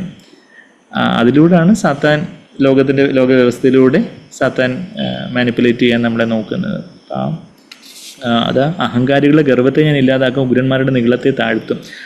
നിഗളത്തിനെതിരായിട്ടാണ്, ആ നിഗളമാണ് അവരെ നാശത്തിലേക്ക് കൊണ്ടുവരുന്നത്. അതിനെതിരായിട്ടാണ് ദൈവത്തിൻ്റെ ന്യായവിധി. അപ്പം ദൈവം എത്രമാത്രം നമ്മൾ ഈ അന്തിമവിജയ പുസ്തകത്തിൽ ഇപ്പം വായിച്ചതുപോലെ ദൈവം എത്രമാത്രം നിഗളത്തെ എതിർക്കുന്നു. അതുകൊണ്ടാണ് നമ്മുടെ ജീവിതത്തിൽ കർത്താവേ ഞാൻ എന്നുള്ളൊരു ഭാവം അത് നമ്മുടെ ജഡത്തിൽ അതുള്ളതാണ്, അതിൻ്റെ ഒരു ലെയേഴ്സ് ഉള്ളതാണ്. അപ്പോൾ അത് ദൈവം നമുക്ക് വെളിച്ചം തരുന്നിടത്തോളം അത് കഴുകി കർത്താവേ ഞാനൊരു 0 ആയിട്ട് അവിടുത്തെ മുമ്പാകെ എപ്പോഴും ആയിരിക്കാൻ എന്നെ സഹായിക്കണമേ എന്നുള്ളൊരു തേങ്ങലോടെ നമ്മളായിരിക്കണം. അല്ലെങ്കിൽ ദൈവം നമ്മളെ എതിർത്ത് നിൽക്കും, ദൈവം നിഗളികളോട് എതിർത്ത് നിൽക്കും, പാപികൾക്ക് താഴ്മയുള്ളവർക്ക് കൃപ നൽകുന്നുവെന്ന് നമ്മൾ അത് സദൃശവാക്യം 3:34 എന്നുള്ള ഉദ്ധരണി 1 പത്രോസ് 5:5 യാക്കോബ് 4:6 ഒക്കെ വീണ്ടും വീണ്ടും വീണ്ടും വീണ്ടും വചനത്തിൽ നമ്മൾ വായിക്കുന്നത്. നമ്മൾ ഇവിടെ മത്തായി 24 അധ്യായത്തിൽ കർത്താവ് ഇതേ വാക്യം കോട്ട് ചെയ്യുന്നതെന്ന് വായിക്കണമെങ്കിൽ മത്തായി 24 അധ്യായത്തിൽ അതിൻ്റെ ഈ യെശയ്യാവ് 13:11 വാക്യം കർത്താവിൻ്റെ തിരുവായി മൊഴിഞ്ഞ കർത്താവ് അവസാന കാലത്തെക്കുറിച്ച് പറയുമ്പോൾ റെഡ് ലെറ്റർ ബൈബിൾസിൽ റെഡ് ലെറ്റേഴ്സായിട്ട് തന്നെ കർത്താവ് അതിൻ്റെ 29 വാക്യം, ആ കാലത്തിലെ കഷ്ടം കഴിഞ്ഞ ഉടനെ, അതായത് മഹോപദ്രവം കഴിഞ്ഞ ഉടനെ സൂര്യൻ ഇരുണ്ടു പോകും. ഇപ്പം നമ്മൾ യെശയ്യാവിൽ വായിച്ച 6:13-11 നമ്മൾ വായിച്ചതുപോലെ, 13:10 നമ്മൾ വായിച്ചതുപോലെ എന്താ വായിച്ചത്? സൂര്യൻ ഇരുണ്ടു പോകും, ചന്ദ്രൻ പ്രകാശം കൊടുക്കാതിരിക്കും. അപ്പോൾ അതിന് തൊട്ട് മുമ്പ് ശവം ഉള്ളിടത്ത് കഴുക്കളുണ്ടാവും. അവിടെ ആ അർമഗദോൻ യുദ്ധത്തിലുള്ള ആ രക്തപ്പുഴയും ശവങ്ങളും കഴുകൻ വന്ന് അതിനെ തിന്നുന്ന കാര്യമൊക്കെ ആ ശവമുള്ളിടത്ത് കഴുക്കളുണ്ടാകും, കഴുക്കൾ കൂടുന്നൊക്കെ 28 വാക്യത്തിൽ പറയുന്നത്. ഇതിന് തൊട്ട് മുമ്പ് 27 വാക്യം നമ്മളിപ്പം ലൂക്കോസ് 17 ഇപ്പം വായിച്ച്, ലൂക്കോസ് 17:24 നമ്മൾ വായിച്ച വാക്യമാണ്. മത്തായി 24:27 മിന്നൽ കിഴക്ക് നിന്ന് പുറപ്പെട്ട് പടിഞ്ഞാറോളം വിളങ്ങും പോലെ മനുഷ്യപുത്രൻ്റെ വരവാകും. മിന്നൽ കിഴക്ക് നിന്ന് പടിഞ്ഞാറോട്ട് ആരും കാണാതാണോ? മിന്നൽ എല്ലാവർക്കും നോക്കുന്നവർക്കൊക്കെ കാണാം. നമ്മൾ പേടിച്ച് നമ്മൾ റൂമിനകത്ത് ഇരിക്കുന്നതുകൊണ്ട് നമ്മൾ കാണുന്നില്ലെന്നേ ഉള്ളൂ. പക്ഷേ അതിൻ്റെ ആ വെളിച്ചം മിന്നുമ്പം, ആ ഇടിവെട്ടുമ്പോൾ ഉള്ള വെളിച്ചം നമുക്കറിയാം. അപ്പോൾ അതുപോലെ ആകും മനുഷ്യപുത്രൻ്റെ വരവ്. എല്ലാവരും കാണുകയായിരിക്കും. ശവം ഉള്ളിടത്ത് കഴുക്കൾ കൂടും. അവിടെ അർമഗദോൻ യുദ്ധവും അതുപോലെ രക്തപ്പുഴയും ശവശരീരം കഴിക്കാനായിട്ട് കഴുകന്മാർ വന്ന് കൂടുന്നതൊക്കെ ഉണ്ട്. എന്നിട്ട് ആ കാലത്തിലെ കഷ്ടം കഴിഞ്ഞ ഉടനെ സൂര്യനുണ്ട്. ഇമ്മീഡിയറ്റ്ലി ആഫ്റ്റർ ദി ട്രിബുലേഷൻ, ആ ഒരു മഹോപദ്രവത്തിനും ശേഷമായിട്ടുള്ള കാര്യമായിട്ട് നമ്മൾ സൂര്യൻ ഇരുണ്ടു പോവും, ചന്ദ്രൻ പ്രകാശം കൊടുക്കാതെ ഇരിക്കും, നക്ഷത്രങ്ങൾ ആകാശത്ത് നിന്ന് വീഴും, ആകാശത്തെ ശക്തികൾ ഇളകിപ്പോകും. അപ്പോൾ മനുഷ്യപുത്രൻ്റെ അടയാളം ആകാശത്തെ വിളങ്ങും. അന്ന് ഭൂമിയിലെ സകല ഗോത്രങ്ങളും പ്രലാപിച്ചുകൊണ്ട്, അല്ലെങ്കിൽ then all the tribes of the earth will mourn, പ്രലാപിച്ചുകൊണ്ട് അല്ലെങ്കിൽ പ്രലാപിച്ചും കൊണ്ട് മനുഷ്യപുത്രൻ ആകാശത്തിലെ മേഘങ്ങളിന്മേൽ മഹാശക്തിയോടും തേജസ്സോടും കൂടി വരുന്നത് കാണും എന്നുള്ളൊരു കാര്യം നമ്മളിവിടെ വായിക്കുന്നു. അങ്ങനെ സഭയിൽ ചേർക്കുന്ന അവൻ തൻ്റെ ദൂതന്മാരെ മഹാകാഹളധ്വനിയോടും കൂടെ അയക്കും എന്നുള്ള കാര്യം, അങ്ങനെയൊക്കെയുള്ള കാര്യങ്ങളൊക്കെ നമ്മൾ അതിൻ്റെ 31 വാക്യത്തിൽ നമ്മൾ വായിക്കുന്നു. നമ്മളിനിയിപ്പം 15 അധ്യായത്തിൻ്റെ 2 വാക്യം നമുക്ക് കാണാമല്ലോ. 15 അധ്യായത്തിൻ്റെ 2 വാക്യം ഇപ്പം ജഗ്ബേർ ഇപ്പം വായിക്കുമല്ലോ. അതിൻ്റെ കറസ്പോണ്ടിങ് പോർഷനും ജഗ്ബേർ ഇപ്പം അത് ഡിസ്പ്ലേ ചെയ്യുമല്ലോ. വാക്യം 2, തീ കലർന്ന പളുങ്കുകടൽ പോലെ ഒന്നും, മൃഗത്തോടും അതിന്റെ പ്രതിമയോടും പേരിന്റെ സംഖ്യയോടും ജയിച്ചവർ ദൈവത്തിന്റെ വീണകൾ പിടിച്ചുകൊണ്ട് പളുങ്കുകടലിനരികെ നിൽക്കുന്നതും ഞാൻ കണ്ടു. ഇവിടെ നാം വീണ്ടും ജയാളികളെ കാണുന്നു. യേശുവിനെ മേഘങ്ങളിൽ എതിരേൽക്കാൻ എടുക്കപ്പെട്ട ഇവർ ദൈവത്തിന്റെ ക്രോധം ഭൂമിക്ക് മേൽ ചൊരിയപ്പെടുമ്പോൾ ഇവിടെ ഉണ്ടായിരിക്കുകയില്ല. വെളിപാട് 4:6 നാം ഈ പളുങ്കുകടൽ കണ്ടതാണ്. ഈ ജയാളികൾ ദൈവസിംഹാസനത്തിന് മുമ്പിലാണ് നിൽക്കുന്നത്. ന്യായവിധിയെ പിന്തുടരുമ്പോഴും കൃപയുടെ മിന്നൽ ഒളികൾ കടന്ന് വരുന്നത് വെളിപാട് പുസ്തകത്തിൽ ഉടനീളം നാം കാണും. യോഹന്നാൻ തിന്ന ചെറുപുസ്തകം ആദ്യം മധുരവും പിന്നെ കയ്പും ആയിരുന്നുവല്ലോ. കൃപയും ശിക്ഷാവിധിയും ഇടപെട്ട് വരുന്നതിനെയാണ് ഇത് കാണിക്കുന്നത്. അതുകൊണ്ട് അടുത്ത അധ്യായത്തിലെ ന്യായവിധിക്ക് സാക്ഷ്യം വഹിക്കുന്നതിന് മുമ്പ് ഇവിടെ 15 അധ്യായത്തിൽ കൃപയുടെ ഒരു ലഘു ദൃശ്യം നമ്മുടെ മുമ്പിൽ പ്രദർശിപ്പിച്ചിരിക്കുന്നു. വെളിപാട് പുസ്തകത്തിൽ സംഭവങ്ങൾ വിവരിച്ചിരിക്കുന്നത് ക്രമാനുഗതമായല്ല എന്ന വസ്തുത വീണ്ടും ഓർക്കേണ്ടതുണ്ട്. 6 അധ്യായത്തിൽ 6 മുദ്ര പൊട്ടിച്ചതിനെ തുടർന്ന് കണ്ട ദൈവത്തിന്റെ മഹാക്രോധത്തിന്റെ ചെറു വിവരണം 15 അധ്യായത്തിൽ വിശദമായി പ്രതിപാദിച്ചിരിക്കുന്നു എന്ന് മാത്രം. 16 അധ്യായത്തിൽ ജയാളികളെ ഇവിടെ മൃഗത്തിന്മേൽ വിജയം നേടിയവർ എന്ന് പറഞ്ഞിരിക്കുന്നത് കഴിഞ്ഞ 20 നൂറ്റാണ്ടായി പ്രവർത്തിച്ചു കൊണ്ടിരിക്കുന്ന എതിർക്രിസ്തുവിന്റെ ആത്മാവിനെ കീഴടക്കിയവർ എന്ന് സാരം. എതിർക്രിസ്തുവിന്റെ ആത്മാവ് 1-ാം നൂറ്റാണ്ട് മുതൽ സ്വയം വളർന്ന് ഇപ്പോൾ പർവ്വതാകാരം പൂണ്ടിരിക്കുകയാണ്. നാം ഏറെക്കുറെ അതിന്റെ കൊടുമുടിക്ക് വളരെ അടുത്താണിപ്പോൾ. ഈ നൂറ്റാണ്ടുകളിലൊന്നിൽ എതിർക്രിസ്തു വെളിപ്പെടും. എന്നാൽ എല്ലാ തലമുറയിലും എതിർക്രിസ്തുവിന്റെ ആത്മാവിനെ ജയിച്ച ജയാളികൾ ഉണ്ടായിരുന്നു. മൃഗത്തെ പോലെ പെരുമാറുകയും ആക്രമിക്കപ്പെടുമ്പോൾ മൃഗത്തെ പോലെ പ്രതികരിക്കുകയും ചെയ്യുന്ന ആളുകളെ കൊണ്ട് ഇന്ന് ഈ ലോകം നിറഞ്ഞിരിക്കുകയാണ്. പക്ഷേ തങ്ങൾക്ക് ചുറ്റുമുള്ള മൃഗങ്ങളോട് ക്രിസ്തുവിനെ പോലെ പ്രതികരിക്കുന്നവരാണ് മൃഗത്തിന്മേൽ വിജയം നേടിയവർ. ഇവരാണ് ജയാളികൾ. ഇവർ കുഞ്ഞാടിനെ അനുഗമിക്കുന്നു. യേശുവിനെ ക്രൂശിച്ചപ്പോൾ മതഭക്തരായ ആളുകൾ പോലും മൃഗങ്ങളെ പോലെയാണ് തന്നോട് പെരുമാറിയത്. പക്ഷെ അവരെ എല്ലാം അവിടുന്ന് തിരിച്ച് സ്നേഹിക്കുകയും അവർക്ക് മാപ്പ് നൽകുകയും ചെയ്തു. ജയാളികൾ നടക്കുന്ന വഴിയും ഇത് തന്നെ. ഇപ്പൊ നമ്മൾ 15-ാം അധ്യായം, വെളിപാട് 15-ാം അധ്യായത്തിന് 2-ാമത്തെ വാക്യം വായിച്ചു. ഏറ്റവും വളരെ മനോഹരമായിട്ടുള്ളൊരു വാക്യം. നമ്മൾ പലപ്പോഴും വചനം സംസാരിക്കുമ്പോഴൊക്കെ ഈ വാക്യം വീണ്ടും വീണ്ടും നമ്മൾ കോട്ട് ചെയ്യാറുള്ളൊരു വാക്യമാണല്ലോ. തീ കലർന്ന പളങ്കുകടൽ പോലെ ഒന്നും. അത് ദൈവത്തിൻ്റെ സിംഹാസനത്തിന് മുമ്പായിട്ട് എന്താ ഉള്ളത്? നമ്മൾ വെളിപാട് 4-ാം അധ്യായത്തിൻ്റെ 6-ാമത്തെ വാക്യത്തിലേക്കൊന്ന് പോവുകയാണെങ്കിൽ, വെളിപാട് 4:6 ബിഫോർ ദ ത്രോൺ, സിംഹാസനത്തിന് മുമ്പിൽ പളുങ്കിനൊത്ത കണ്ണാടിക്കടൽ, സിംഹാസനത്തിന് നടുവിലും സിംഹാസനത്തിന് ചുറ്റിലും 4 ജീവികൾ, അവയ്ക്ക് മുമ്പുറവും പിമ്പുറവും കണ്ണ് നിറഞ്ഞിരിക്കുന്നു. അവിടെ before the throne there was something like a sea of glass, like crystal. പളുങ്കിനൊത്ത കണ്ണാടിക്കടൽ, സീ ഓഫ് ഗ്ലാസ്. നമ്മൾ എപ്പോഴും ആ വാക്യങ്ങൾ പറയുന്നതുകൊണ്ട് നമുക്ക് കേൾക്കുന്നവർക്ക് മിക്കവർക്കും അറിയാം എന്താണ് ഈ ഒരു സീ ഓഫ് ഗ്ലാസ് എന്ന് പറഞ്ഞാൽ. അത് ദൈവത്തിൻ്റെ സന്നിധിയിലുള്ള വലിയ സമാധാനത്തെ, സ്വസ്ഥതയെ സൂചിപ്പിക്കുന്ന ഒരു കാര്യമാണ്. ഇതിൻ്റെ ഓപ്പോസിറ്റ് ആയിട്ടുള്ളൊരു കടലിനെ കുറിച്ച് നമ്മൾ യെശയ്യാവ് 57:20 എപ്പോഴും നമ്മൾ പറയാറുള്ള വാക്യമാണ്. എന്നാലും വാക്യത്തിൻ്റെ റെഫറൻസ് കാണാതെ അറിയാത്തവരൊക്കെ കാണും. അപ്പം അതുകൊണ്ട് അത് ഒന്നുകൂടെ നമുക്കൊന്ന് എടുക്കുകയാണെങ്കിൽ, യെശയ്യാവ് 57:20 വാക്യം, ദുഷ്ടന്മാരോ കലങ്ങിമറിയുന്ന കടൽ പോലെയാകുന്നു, അതിന് അടങ്ങിയിരിക്കാൻ കഴിയുകയില്ല. ഇവിടെ തീ കലർന്ന പളുങ്ക് കടൽ, കണ്ണാടിക്കടൽ, സീ ഓഫ് ഗ്ലാസ്. ഒരു ഗ്ലാസ് കൊണ്ടുള്ളൊരു സീ എന്ന് പറഞ്ഞാൽ അതിനകത്തൊരു അലമാലകളോ തിരമാലകളോ ഒന്നുമില്ല. അത് ഏറ്റവും സ്വസ്ഥത, കർത്താവിൻ്റെ സന്നിധിയിലുള്ള ഒരു വലിയ, കർത്താവിൻ്റെ സന്നിധിയിൽ സന്തോഷത്തിന് പൂർണ്ണതയുണ്ടെന്ന് നമ്മൾ സങ്കീർത്തനം 16:11 വായിക്കുന്നു. അതുപോലെ തന്നെ അപ്പോസ്തലപ്രവൃത്തികൾ 2:28 അത് കോട്ട് ചെയ്തേക്കുന്ന കാര്യം നമുക്കറിയാം. എന്നാൽ ആ സന്തോഷത്തോടുകൂടി എന്തോ ഉണ്ടെന്ന് ചോദിച്ചാൽ സമാധാനമുണ്ട്. എന്ന് വെച്ചാൽ പരിശുദ്ധാത്മാവിൻ്റെ ഫലം എന്ന് പറഞ്ഞാൽ അത് എല്ലാം ഒരുമിച്ച്, സ്നേഹമുണ്ട്, സന്തോഷമുണ്ട്, സമാധാനമുണ്ട്. ആ സമാധാനം, സ്വസ്ഥത, സമാധാനത്തിൻ്റെ ദൈവമോ സാത്താനെ നിങ്ങളുടെ കാൽക്കീഴിൽ ചവിട്ടി മെതിക്കുമെന്നൊക്കെയാണ് നമ്മൾ റോമർ 16:20 വാക്യത്തിലൊക്കെ വായിക്കുന്നത്. സമാധാനത്തിൻ്റെ ദൈവം നമ്മളെ സമ്പൂർണ്ണമായിട്ടും സാങ്ക്ടിഫൈ ചെയ്യട്ടെ, നമ്മളെ വിശുദ്ധീകരിക്കട്ടെ എന്നൊക്കെയാണ് 1 തെസ്സലോനിയർ 5:23 നമ്മളുടെ ആത്മാവും ദേഹവും എല്ലാം കർത്താവിനായിട്ട് സാങ്ക്ടിഫൈഡ് ആവട്ടെ, വിശുദ്ധീകരിക്കപ്പെടുമാറാകട്ടെ എന്ന് പറയുമ്പോഴും സമാധാനത്തിൻ്റെ ദൈവം എന്ന് പറയുന്നത്. അപ്പോൾ ആ ഒരു സമാധാനം, ക്രിസ്തുവിൻ്റെ സമാധാനം നമ്മൾ റെഫറി ആയിട്ട് വാഴട്ടെ എന്നൊക്കെയാണ് നമ്മൾ കൊളോസ്യർ 3:15 നമ്മളെപ്പോഴും പറയാറുള്ളൊരു വാക്യമാണ്. നമ്മളുടെ ഫുട്ബോളിൽ റെഫറി ഊതി കഴിഞ്ഞിട്ട് പിന്നെയും ഗോൾ അടിച്ചുകൊണ്ടിരുന്നാൽ അത് ഫൗളേ ആവത്തുള്ളൂ എന്ന് പറയുന്നത് പോലെ, നമ്മളുടെ ഹൃദയത്തിൽ ദൈവത്തിൻ്റെ ഒരു സമാധാനമില്ലാതെ നമ്മൾ എന്തൊക്കെയോ ആ കർത്താവിനായിട്ട് എന്തൊക്കെയോ വാർത്തയെ പോലെ ചെയ്ത് കൂട്ടുന്നതൊക്കെ അതൊക്കെ വെറും വേസ്റ്റ് ആയിട്ടുള്ള കാര്യങ്ങളാണ്. എന്നാൽ സമാധാനം അത് പോയി പോകുമ്പോൾ നമ്മുടെ മനസാക്ഷിയിൽ എന്തെങ്കിലും ഒരു കലക്കം ഉണ്ടാകുമ്പോൾ, എവിടാ നമുക്ക് തെറ്റിപ്പോയേ എന്നുള്ള കാര്യം ഓർത്ത് നമ്മൾ കർത്താവിൻ്റെ മുമ്പാകെ കർത്താവ് കാണിച്ചു തരുന്നത് പോലെ നമുക്ക് അതിനെക്കുറിച്ച് ഓർത്ത് അനുദപിച്ച് നമ്മൾ കർത്താവിൻ്റെ രക്തത്താൽ വീണ്ടും കഴുകപ്പെട്ട് ആത്മാവിനെ നിറയപ്പെട്ട് വീണ്ടും ആ സമാധാനത്തിൻ്റെ പളങ്ക് കടൽമേൽ നിന്ന് വേണം നമ്മൾ വീണ വായിക്കുവാൻ എന്നുള്ള കാര്യമാണ്. ഇപ്പോൾ ഇവിടെ നമ്മൾ യെശയ്യാവ് 57 ഈ കലങ്ങിമറിയുന്ന കടൽ പോലെയാണ് ദുഷ്ടന്മാർ.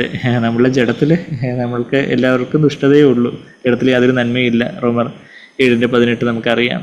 എന്നാൽ ആ ജഡത്തിൻ്റെ പ്രവൃത്തികളെ ആത്മാവിനാൽ മരിപ്പിക്കുന്നവരാണ്, അവരാണ് ജീവനുള്ളവരായിട്ട്, സമൃദ്ധമായ ജീവനുള്ളവരായിട്ടായിത്തീരുന്നതെന്ന് റോമർ 8:13 നമ്മൾ വായിക്കുന്നത്. ഇവിടെ ദുഷ്ടന്മാരോ കലങ്ങിമറിയുന്ന കടൽ പോലെയാകുന്നു, അതിന് അടങ്ങിയിരിക്കാൻ കഴിയത്തില്ല. ചിലരുണ്ടല്ലോ ഫിജറ്റി, ഓൺ ദ ഗോ, എപ്പോഴും അടങ്ങിയിരിക്കാൻ പറ്റത്തില്ല.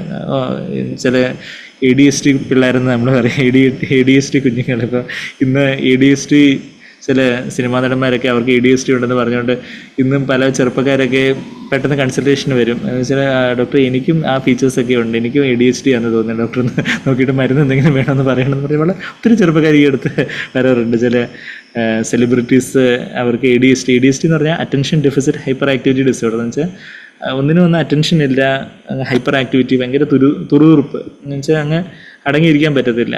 അത് പിള്ളേരിൽ വളരെ അനുസരണം കെട്ട പിള്ളേരിൽ ആ ഒരു പേരൻറ്റിങ് പ്രോപ്പറായിട്ട് കിട്ടാത്ത പിള്ളേരിലുമൊക്കെയാണ് മെയിനായിട്ടും അങ്ങനെ അല്ലാത്തവരും പല ജനറ്റിക് ഫാക്ടേഴ്സ് അങ്ങനെയുള്ള കാര്യങ്ങളൊക്കെ പറയുന്നുണ്ടെങ്കിൽ പോലും നമ്മൾ കാണുമ്പോൾ ഒത്തിരി അടങ്ങിയിരിക്കാൻ പറ്റാത്ത ആ ഒരു സ്വഭാവം അത് നമ്മൾ വലുതാവുമ്പോൾ നമ്മൾ പുറമേയൊക്കെ അടങ്ങിയിരിക്കുമായിരിക്കും, പക്ഷെ ഉള്ളിൽ അടങ്ങിയിരിക്കാൻ പറ്റത്തില്ല. ഉള്ളിൽ അങ്ങ് പലരെക്കുറിച്ചും പലതിനെക്കുറിച്ച് ആകുലചിന്തകൾ, പലരെയും വിധിക്കുന്നു, പരദൂഷണം പറയുന്നു, നമുക്ക് ചിലരോട് ക്ഷമിക്കാൻ പറ്റുന്നില്ല, അങ്ങ് അടങ്ങിയിരിക്കത്തില്ല. ഇപ്പം ഉറക്കം കാണത്തില്ല, ചിലപ്പം എപ്പോഴും അങ്ങ് അസ്വസ്ഥത. അപ്പം അത് തന്നെ നമുക്ക് ഒത്തിരി ശാരീരികമായിട്ടുള്ള അസ്വസ്ഥതകളും പ്രയാസങ്ങളൊക്കെ ഉണ്ടാക്കും. അവിടെ ഇവിടെയൊക്കെ വേദനയൊക്കെ വരും. എന്താണെന്ന് വെച്ചാൽ ഈ മനസ്സ് സ്വസ്ഥതയില്ല. അത് അപ്പോൾ കടൽ പോലെ കലങ്ങി മറിയുന്ന കടൽ പോലെയാകുന്നു, അതിന് അടങ്ങിയിരിക്കാൻ കഴിയുകയില്ല. അതിൽ വെള്ളം ചേറും ചെളിയും മേലോട്ട് തള്ളുന്നു.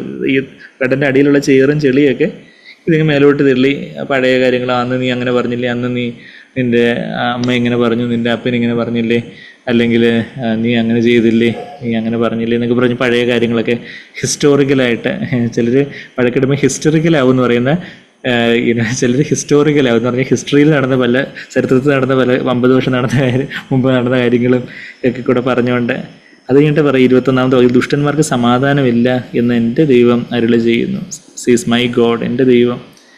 യെശയ്യാവ് സമാധാനം അനുഭവിച്ചുകൊണ്ട് യെശയ്യാവ് അത് പറഞ്ഞ് അത് ദുഷ്ടന്മാർക്ക് സമാധാനം ഇല്ലെന്ന് 48-22 നമ്മൾ അതുപോലെ തന്നെയുള്ള വാക്യം വായിക്കുന്നുണ്ട്. ഞാൻ അതിലേക്ക് പോകുന്നില്ല. ദുഷ്ടന്മാർക്ക് സമാധാനം ഇല്ലെന്ന് പറയുന്നുണ്ട്. അപ്പോൾ നമ്മളിലും ആ ജഡത്തിൻ്റെ ദുഷ്ടത കയറി വരുമ്പോഴാണ് നമ്മുടെ സമാധാനം പോയി പോകുന്നത്. എന്തെങ്കിലും ചെറിയ കാര്യങ്ങളായിരിക്കും ചിലപ്പോൾ നമ്മുടെ സമാധാനത്തെ കളയുന്നത്. അവരങ്ങനെ പറഞ്ഞില്ലേ, ഇങ്ങനെ എന്നോട് എങ്ങനെ പെരുമാറിയോ, അല്ലെങ്കിൽ അയ്യോ അത് എങ്ങനെ ഇപ്പോൾ സംഭവിക്കും, നാളെ എന്താവും, അതെന്താവും, ഇതെന്താവും. അപ്പോൾ പക്ഷെ അങ്ങനെ ഉള്ളപ്പോൾ കർത്താവിൻ്റെ വാക്കുകളാണ് നമ്മൾ കേൾക്കേണ്ടത്. മത്തായി 11:28 അധ്വാനിക്കുന്നവരും ഭാരം ചുമക്കുന്നുള്ളവർ നിങ്ങളെല്ലാവരും എൻ്റെ അടുക്കൽ വരും, ഞാൻ നിങ്ങളെ ആശ്വസിപ്പിക്കാം, ഞാൻ തീ കലർന്ന പളങ്കുകടലിൻ്റെ മേലേക്ക് നിങ്ങളെ കൊണ്ടുവന്നോളാം എന്നാണ് കർത്താവ് പറയുന്നത്. ഞാൻ നിങ്ങൾക്ക് സ്വസ്ഥത തരാം. സ്വസ്ഥതയിൽ പ്രവേശിക്കുന്നതിനെക്കുറിച്ചുള്ള വാഗ്ദത്തത്തെക്കുറിച്ചൊക്കെ ഇബ്രായർ 4-ാം അധ്യായത്തിൽ നമ്മൾ വളരെ ഡീറ്റെയിൽ ആയിട്ട് നമ്മൾ വായിക്കുന്നതാണല്ലോ. അപ്പം തീ കലർന്ന പളുങ്കുകടൽ. അപ്പം പളുങ്ക് കടൽ എന്ന് പറയുമ്പോൾ അത് കടലിൽ കൃപയെ സൂചിപ്പിക്കുന്നു, തീ ദൈവത്തിൻ്റെ കാർക്കശ്യത്തെ സൂചിപ്പിക്കുന്നു. കൃപയും സത്യവും നിറഞ്ഞവനായിട്ട് കർത്താവ് നമ്മുടെ ഇടയിൽ പാർത്തു എന്നാണ് യോഹന്നാൻ 1:14 നമ്മൾ വായിക്കുന്നത്. അപ്പം കൃപയുണ്ട്, സത്യമുണ്ട് എന്ന് പറഞ്ഞ പോലെ അത് പളുങ്ക് കടലാണ്. എന്നാൽ തീ കലർന്ന പളുങ്ക് കടല, ദൈവത്തിൻ്റെ ഒരു കാർക്കശ്യം എല്ലാം ഉണ്ട് അവിടെ. എന്നാൽ തീ കലർന്ന പളുങ്ക് കടൽ പോലെ ഒന്നും ആ പളുങ്കുകടലിൻ്റെ മീതെ, ആ പളുങ്കുകടലിന് അരികെ നിൽക്കുന്നതും കണ്ടു എന്നാണ് നമ്മുടെ മലയാളം ബൈബിളിൽ തെറ്റായിട്ട് ട്രാൻസ്ലേറ്റ് ചെയ്തിരിക്കുന്നത്. അരികെ എന്നുള്ള വാക്കല്ല, അവിടെ എപ്പി എന്ന് പറഞ്ഞൊരു വാക്കാണ്. എപ്പി എന്ന് പറഞ്ഞാൽ അപ്പോൺ, എപ്പിസ്റ്റാക്സിസ് എന്നൊക്കെ പറഞ്ഞാൽ നമുക്കറിയാം, ഫ്ലോ ഫ്രം എബവ്, ഈ മൂക്കിൽ നിന്ന് രക്തം ഒഴുകുന്നതിന് എപ്പിസ്റ്റാക്സിസ് എന്നൊക്കെ മെഡിക്കൽ ഭാഷയിൽ പറയുന്നത്. അപ്പോൾ എപ്പി എന്ന് പറഞ്ഞാൽ അപ്പോൺ എന്നുള്ളൊരു കാര്യമാണ്. അപ്പോൾ ഗ്രീക്കിൽ അതാ, ഇംഗ്ലീഷിൽ അതിന് standing on the sea of glass. അപ്പം മേ ബി പരിഭാഷകർ വിചാരിച്ചാണ് പളുങ്ക് കടലിൻ്റെ മേതെ നിൽക്കുന്നതെന്നൊക്കെ ട്രാൻസ്ലേറ്റ് ചെയ്താൽ അവർ ചിലപ്പോൾ കുറച്ച് ലോജിക്കും കൂടി ഉപയോഗിച്ചാണ്. അപ്പോൾ അതുകൊണ്ട് അവർ പളുങ്ക് കടലിനെ അരികെയാക്കി. എന്നാൽ അങ്ങനെയല്ല, പളുങ്ക് കടലിൻ്റെ മീതെ, കർത്താവ് കടലിന് മീതെ ലോകമാം ഗംഭീര വാരുതിയിൽ നിന്ന് നമ്മൾ പാടുന്ന പോലെ കർത്താവ് കടലിൻ്റെ മീതെ നടന്നു വന്നവനാണ്. അപ്പോൾ ലോകത്തിൻ്റെ കടലിലെ ലോകവ്യവസ്ഥ വെള്ളങ്ങൾ പോലെയാണെന്നൊക്കെയുള്ള കാര്യമൊക്കെ 17-15 വായിക്കുന്നുണ്ട്. അതെല്ലാം ഓവർകം ചെയ്ത കർത്താവ് ഈ ഭൂമിയിൽ കർത്താവ് നടന്ന പോലെ നടക്കാനാണ് നമ്മളെക്കുറിച്ചും വിളിച്ചിരിക്കുന്നത്. അപ്പം ആ പളുങ്ക് കടലിൻ്റെ മീതെ നിൽക്കുവാനാണ് ആ സ്വസ്ഥതയുള്ള പളുങ്ക് കടൽ. ഇങ്ങനെ ആടി നിൽക്കുന്ന, അടങ്ങിയിരിക്കാൻ കഴിയാത്ത ചേറും ചെളിയും വമിക്കുന്ന കടലല്ല, മറിച്ച് സ്വസ്ഥതയുള്ള പളുങ്ക് കടലിൻ്റെ മീതെ നിൽക്കുന്നത് കണ്ടു. ആര് നിൽക്കുന്നത് കണ്ടു? മൃഗത്തോടും അതിൻ്റെ പ്രതിമയോടും പേരിൻ്റെ സംഖ്യയോടും. ഈ 3 കാര്യങ്ങൾ, മൃഗത്തോട്, അതായത് ക്രിസ്തുവിനോട്, പേരിൻ്റെ സംഖ്യ 666, പിന്നെ മൃഗത്തോടും പ്രതിമയോടും. ആ പ്രതിമയെ വണങ്ങിയില്ലെങ്കിൽ വിൽക്കാനും വാങ്ങാനും പറ്റത്തില്ല എന്നുള്ള കാര്യമൊക്കെ നമ്മൾ വെളിപ്പാട് 13 അവസാനം നമ്മൾ വായിച്ച്. ആ 3 കാര്യങ്ങൾ, പ്രതിമയോടും പേരിൻ്റെ സംഖ്യയോടും. ഇതേ കാര്യം തന്നെ 14-ാം അധ്യായത്തിലും അവിടെ നമ്മൾ വായിക്കുമ്പോൾ അതിൻ്റെ 14-ാം അധ്യായത്തിന് 9-ാമത്തെ വാക്യത്തിൽ എന്താ, 3-ാമതൊരു ദൂതൻ അവരുടെ പിന്നാലെ വന്ന് അത്യുച്ചത്തിൽ പറഞ്ഞത്, മൃഗത്തെയും അതിൻ്റെ പ്രതിമയെയും നമസ്കരിച്ച് നെറ്റിയിലോ കൈമേലോ മുദ്ര, അതായത് ആ നമ്പർ, ആ മുദ്ര നമ്പറിൻ്റെ പ്രതീകമായിട്ടുള്ള എന്തോ ആണ്, അതെന്താണെന്ന് പിന്നീടായിരിക്കും വെളിപ്പെടുന്നത്. ആ നെറ്റിയിലോ കൈമേലോ മുദ്ര ഏൽക്കുന്നവർ. അപ്പോൾ ആ 3 കാര്യങ്ങൾ തന്നെ പറയുന്നത്. അപ്പം നമ്മൾ വരിക അവസാന കാലത്ത്, ആ ക്രിസ്തുവിൻ്റെ കാലത്ത്, ആൻറ്റി ക്രൈസ്റ്റിൻ്റെ കാലത്ത് മാത്രം ആണോ അവർ അതിനെ ജയിക്കുന്നവർ മാത്രമാണോ? അല്ല, എല്ലാ കാലത്ത് ക്രിസ്തുക്കൾ ഉണ്ടായിരുന്നു. നമുക്കറിയാം ആ വാക്യം 1 യോഹന്നാൻ 2:19 പറയുന്നത് എന്താ, ഇവിടെ 1-ാം നൂറ്റാണ്ടിൽ തന്നെ ക്രിസ്തുക്കളൊക്കെ ഒത്തിരി ഉണ്ടെന്നാണ് അവിടെ യോഹന്നാൻ പറയുന്നത്. ഇത് എഴുതിയ, ഈ വെളിപാട് എഴുതിയ അതേ യോഹന്നാൻ തന്നെ 1 യോഹന്നാൻ 2:19 10:18 പറയുന്നത് എന്താ? കുഞ്ഞുങ്ങളെ, ഇത് അന്ത്യനാഴികയാകുന്നു, എതിർ ക്രിസ്തു വരുന്നു എന്ന് നിങ്ങൾ കേട്ടിട്ടുണ്ടല്ലോ. ഇപ്പോൾ അനേകം എതിർ ക്രിസ്തുക്കൾ എഴുന്നേറ്റിരിക്കാൻ അന്ത്യനാഴികയാകുന്നു എന്ന് നമുക്കറിയാം. അപ്പം അനേകം എതിർ ക്രിസ്തുക്കൾ അന്ന് തന്നെ 1-ാം നൂറ്റാണ്ടിൽ തന്നെ ഉണ്ടായിരുന്നു. അപ്പോൾ ഇപ്പം 21-ാം നൂറ്റാണ്ടിൽ അതിലേറെ എതിർ ക്രിസ്തുക്കൾ എന്ന് വെച്ചാൽ ക്രിസ്തുവിനെ ആത്മാവിനെതിരായിട്ട്, ക്രിസ്തു എപ്പോഴും തന്നെ താഴ്ത്തുന്ന ആത്മാവാണെങ്കിൽ തന്നെ ഉയർത്തുന്ന, തന്നെ മറ്റുള്ളവരുടെ മേലെ മറ്റുള്ളവരെ എക്സ്പ്ലോയിറ്റ് ചെയ്യുന്നു, മറ്റുള്ളവരെ ചൂഷണം ചെയ്യുന്നു, മറ്റുള്ളവരെ മുറിപ്പെടുത്തുന്നു, മറ്റുള്ളവരെ അതുപോലെ അശുദ്ധിയിലേക്കും കോപവും ക്രോധവും പരദൂഷണവും അതുപോലെ വഴക്കും പ്രശ്നങ്ങളും, അങ്ങനെ ആ ക്രിസ്തുവിൻ്റെ ആത്മാവിനെതിരായിട്ടുള്ള ആ ഒരു പകരം വീട്ടലും പ്രതികാരവും അങ്ങനെയൊക്കെയുള്ള കാര്യങ്ങളൊക്കെ ആയിട്ട് ആ കാര്യങ്ങൾ. അപ്പോൾ ആ എതിർ ക്രിസ്തുവിൻ്റെ ആത്മാവ് അത് ആ ഒരു സ്പിരിറ്റ് ഓഫ് ദ ആൻറ്റിക്രൈസ്റ്റ്, അത് 1-ാം നൂറ്റാണ്ടിൽ തന്നെ അതിന് അനേക എതിർ ക്രിസ്തുക്കൾ ഉണ്ടായിരുന്നു. ഇന്നും ആ എതിർ ക്രിസ്തുവിൻ്റെ ആത്മാവ് അതൊരു നമ്മളിപ്പം വെളിപാട് നമ്മളിപ്പോൾ അന്തിമവിജയം പുസ്തകത്തിൽ വായിച്ചതുപോലെ കഴിഞ്ഞ 21 നൂറ്റാണ്ടായിട്ട് ഇതെന്താ ഒരു എതിർ ക്രിസ്തുവിൻ്റെ ആത്മാവ് 1-ാം നൂറ്റാണ്ട് മുതൽ സ്വയം വളർന്ന് ഇപ്പോൾ ഒരു പർവ്വതാകാരം പൂണ്ടിരിക്കുകയാണ്. എന്നുവെച്ചാൽ അതുപോലെ അതങ്ങ് കൂടി വന്ന് ഇപ്പം വലിയൊരു പർവ്വതാകാരത്തിലാണ് എതിർ ക്രിസ്തുവിൻ്റെ ആത്മാവ് ഉള്ളത്. അപ്പോൾ അതിനെ ജയിക്കുന്നവരെക്കുറിച്ച് ഇവിടെ നമ്മൾ വായിക്കുന്ന നമ്മളുടെ ദൈനംദിന ജീവിതത്തിൽ നമ്മളുടെ ജഡത്തിലെ ചെറിയ കാര്യങ്ങളായിരിക്കും ദൈവം കാണിച്ചു തരുന്നത്. അപ്പോൾ അതിനെയൊക്കെ ജയിക്കുമ്പോഴാണ് നമുക്ക് എന്താ ഈ ക്രിസ്തുവിൻ്റെ ആത്മാവിനെ ജയിച്ചവർ those who had been victorious, അതേ ജയിച്ചവർ എന്ന് പറഞ്ഞാൽ നിക്കാവോ എന്നുള്ള ഗ്രീക്ക് വാക്കാണ്. നിക്കാവോ എന്ന് നമ്മൾ പറയുന്നത്. നിക്കാവോ, നൈക്കി എന്ന് പറഞ്ഞാൽ ജയം, നൈക്കി ഷൂസ് എന്നൊക്കെ കേട്ടിട്ടുണ്ടായിരിക്കും. അപ്പോൾ ആ നൈക്കി എന്നുള്ള വാക്കൊക്കെ അതിൽ നിന്ന് വന്നതാണ്.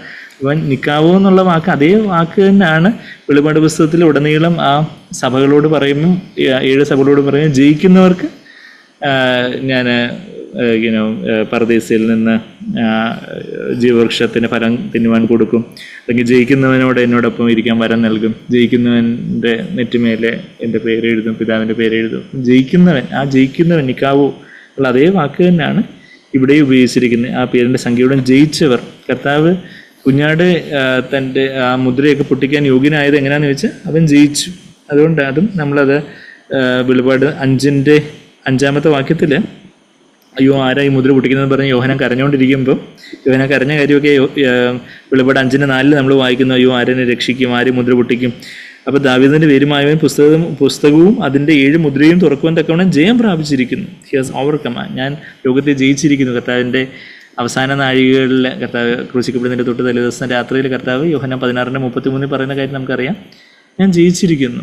I have overcome the world. ഞാൻ എന്താ ജയിച്ചിരിക്കുന്നത്? ലോകത്തെ ജയിച്ചിരിക്കുന്നു പറയുമ്പോൾ കർത്താവിടെ റോമൻ പട്ടാളത്തെയോ അല്ലെങ്കിൽ വേറെ ഏതെങ്കിലും പട്ടാളത്തെ ജയിച്ച കാര്യമല്ല പറയുന്നത്. റോമൻ പട്ടാളം തന്നെ കർത്താവിനെ കുറച്ച് കഴിയുമ്പോഴത്തേക്കും പിടിച്ചുകൊണ്ട് പോകുന്നത് നമ്മൾ കാണുന്നത് 18-ാം അധ്യായത്തിൽ. കർത്താവ് പറഞ്ഞിരിക്കുന്ന ലോകം എന്താണെന്ന് ചോദിച്ചാൽ കൺമോഹൻ ജഡമോഹൻ ജീവിതത്തിൻ്റെ പ്രതാപമാകുന്ന ലോകം എന്നാണ് 1 യോഹന്നാൻ 2:16 നമ്മൾ വായിക്കുന്നത്. അവർ നിക്കാവോ, conquer, overcome, come off victorious. അത് 28 തവണയാണ് പുതിയ ഉടമ്പള്ളി നിക്കാവോ എന്നുള്ള വാക്ക് പുതിയ നിയമത്തിൽ ഗ്രീക്കിൽ ഉപയോഗിച്ചിട്ടുണ്ടെങ്കിൽ അത് 16 തവണയും അത് വെളിപാട് പുസ്തകത്തിലാണ് പറഞ്ഞിരിക്കുന്നത്. ആ 16 തവണയിൽ 8 തവണയും അത് അത് 7 സഭകളോടുള്ള ദൂതില്ല. എന്ന് വെച്ചാൽ വെളിപാട് 3-21 2 തവണ ജയിച്ചിരിക്കുന്നു എന്നുള്ള പറഞ്ഞിരിക്കുന്നുണ്ട്.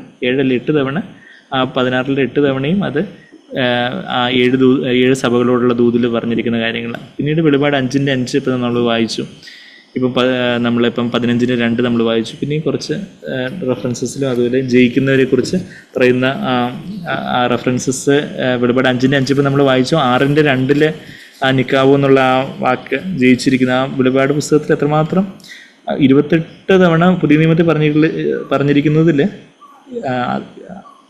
അന്ത്യകാലത്ത് ജീവിച്ചിരിക്കുന്നവരോട് ഉള്ള എസ്പെഷ്യലി ഉള്ള ദൂതായിട്ടുള്ള വെളിപാട് പുസ്തകത്തിൽ അത് 16 തവണ പറഞ്ഞിരിക്കുന്നു എന്ന് പറയുമ്പം നമ്മൾ ഇന്ന് ജയിക്കണം എന്നുള്ളൊരു കാര്യം, പാപത്തെ ജയിക്കണം, ലോകത്തെ ജയിക്കണം എന്നുള്ള കാര്യം കർത്താവ് എത്രമാത്രം ആഗ്രഹിക്കുന്നു എന്നുള്ളൊരു കാര്യം നമ്മളിവിടെ കാണുന്നത്. അവിടെ 6-2 പറഞ്ഞിരിക്കുന്ന ജയം എന്ന് പറഞ്ഞാൽ അവിടെ എതിർ ക്രിസ്തു എല്ലാം ലോകത്തെ ജയിക്കുന്ന ഒരു കാര്യമാണ്. ലോകവ്യവസ്ഥയല്ല, അവൻ്റെ പൊളിറ്റിക്കലായിട്ടുള്ള അവൻ്റെ ഒരു ജയത്തെക്കുറിച്ചും ആ വാക്ക് അവിടെ 6-2 നമ്മൾ ഉപയോഗിച്ചിരിക്കുന്നതായിട്ട് കാണുന്നു. പിന്നെ 11-ന്റെ വെളിപാട് 11-ന്റെ 7-ാമത്തെ വാക്യത്തിൽ എന്താ നമ്മളിവിടെ വായിക്കുന്നത്? അവിടെ ഈ 2 സാക്ഷികളെ അവരുടെ ശരീരങ്ങളെ ജയിക്കാനായിട്ട് അവിടെ എതിർ ക്രിസ്തുവിന് സാധിച്ചതായിട്ട് നമ്മളവിടെ വായിക്കുന്നുണ്ട്. പിന്നെ 12-ന്റെ 11-ാമത്തെ വാക്യത്തിൽ എങ്ങനെ നമ്മൾ ജയിക്കണം എന്നുള്ള കാര്യം അവിടെ പറയുന്നത്. ഇവിടെ 12:11 നമ്മൾ പലപ്പോഴും പറയുന്ന വാക്യമാണ്. അവനെ കുഞ്ഞാടിൻ്റെ രക്തം ഹേതുവായും തങ്ങളുടെ സാക്ഷ്യവചനം ഹേതുവായും ജയിച്ചു, മരണപര്യന്തം തങ്ങളുടെ പ്രാണനെ സ്നേഹിച്ചതുമില്ല. നമ്മളെ കർത്താവിൻ്റെ രക്തത്താൽ ജയിക്കുന്നു. നമ്മളുടെ സാക്ഷ്യവചനം, പിശാചിനെതിരെയുള്ള ആ ഒരു സാക്ഷ്യവചനത്താൽ നമ്മൾ ജയിക്കുന്നു. പിന്നെ നമ്മളെ സ്വയജീവനെ സ്നേഹിക്കാതെ ആ ക്രൂശ് എടുത്ത് നമ്മൾ ജയിക്കുന്നു. ആ കാര്യമൊക്കെയാണ് നമ്മൾ വെളിപാട് 12:11 നമ്മൾ വായിക്കുന്നത്. പിന്നെ ജയിക്കുന്നതിനെക്കുറിച്ച് 13:7 വാക്യത്തിൽ പറയുന്നുണ്ട്. അവിടെ എന്താ വായിക്കുന്നത്? അവിടെയും ഈ വിശുദ്ധന്മാരെ ഭൗതികമായിട്ട് ജയിക്കാനായിട്ട് ഈ എതിർക്രിസ്തുവിന് അധികാരം കിട്ടിയ കാര്യമൊക്കെ നമ്മളവിടെ വായിക്കുന്നത്. 15:2 ഇപ്പം നമ്മൾ വായിച്ചു. 17:14 വാക്യം, 17 അധ്യായത്തിൻ്റെ 14 വാക്യത്തിലും അവിടെ കുഞ്ഞാട് ജയിക്കുന്നതിനെ കുറിച്ചാണ് വായിക്കുന്നത്. അവർ കുഞ്ഞാടിനോട് പോരാടും. താൻ കർത്താവ് രാജാതി രാജാവും ആകുകൊണ്ട് കുഞ്ഞാട് തന്നോട് കൂടെ വിളിക്കപ്പെട്ടവരും തിരഞ്ഞെടുക്കപ്പെട്ടവരും വിശ്വസ്തരുമായി അവരെ ജയിക്കും. കർത്താവ് ബാബിലോണിൻ്റെ കാര്യമൊക്കെ പറഞ്ഞതിന് ശേഷം ആ മൃഗത്തെയൊക്കെ കർത്താവ് the lamp will overcome dum, കർത്താവ് കുഞ്ഞാട് അവരെ ജയിക്കും എന്നുള്ളൊരു കാര്യം നമ്മളവിടെ വായിക്കുന്നത്. ആ കുഞ്ഞാടിൻ്റെ ജയത്തിലാണ് നമ്മൾ ഇന്ന് നിൽക്കേണ്ടതായിട്ടുള്ളത്. പിന്നെ ജയത്തെക്കുറിച്ച്, അവസാനത്തെ ജയിക്കുന്നതിനെക്കുറിച്ച് പറയുന്നത് 21 അധ്യായത്തിൻ്റെ 7 വാക്യത്തിലാണ്. അവിടെ എന്താ നമ്മൾ വായിക്കുന്നത്? അവിടെ ആ വലിയൊരു വാക്യത്തിൽ വീണ്ടും പറയാം, ജയിക്കുന്നവന് ഇത് അവകാശമായി ലഭിക്കും, ഞാൻ അവന് ദൈവവും അവൻ എനിക്ക് മകനുമായിരിക്കും എന്നുള്ളൊരു കാര്യം. ജയിക്കുന്നവന്, നമ്മളെ നിത്യജീവിതത്തിലെ ജയിക്കുന്നവനാണ് ഇത്. ക്രിസ്തുവിൻ്റെ ആത്മാവിനെ ജയിക്കുന്നവർക്കാണ് ഈ പളങ്ക് കടലിൻ്റെ മേലെ നിൽക്കാൻ ഒക്കുന്നത്. എന്ന് വെച്ചാൽ നമ്മെ തന്നെ താഴ്ത്തി കർത്താവിൽ നിന്ന് താഴ്മയും സൗമ്യതയും പഠിക്കുമ്പോൾ കർത്താവ് പറയുന്നത് നിങ്ങളുടെ പ്രാണന സ്വസ്ഥത കണ്ടെത്തും എന്നൊക്കെ നമ്മളവിടെ മത്തായി 11:29 വായിക്കുന്നുണ്ട്. നമ്മളെ കർത്താവിൻ്റെ വചനത്തിന് നമ്മളെ തന്നെ കീഴ്പ്പെട്ട് കൊടുക്കുമ്പോൾ, ഓരോ സാഹചര്യത്തിലും കീഴ്പ്പെട്ട് കൊടുക്കുമ്പോൾ പരിശുദ്ധാത്മാവ് നമ്മളുടെ ജഡത്തിലൊരു മരണം കൊണ്ടുവരും, ആത്മാവിൽ വലിയൊരു സ്വസ്ഥത കൊണ്ടുവരും. അങ്ങനെ നമ്മൾ ആ ഒരു സ്വസ്ഥതയോടെ പളങ്ക് കടലിൻ്റെ മീതെ നിന്ന് വീണകൾ പിടിച്ചുകൊണ്ട് നിൽക്കുന്നതായിട്ട് വായിക്കുന്നത്. ദൈവത്തിൻ്റെ വീണകൾ, സ്വയമായിട്ട് മനുഷ്യൻ നിർമ്മിച്ച വീണകളല്ല. മനുഷ്യൻ നിർമ്മിച്ച ഗിറ്റാറും വീണയൊക്കെ ഇന്നുണ്ട്.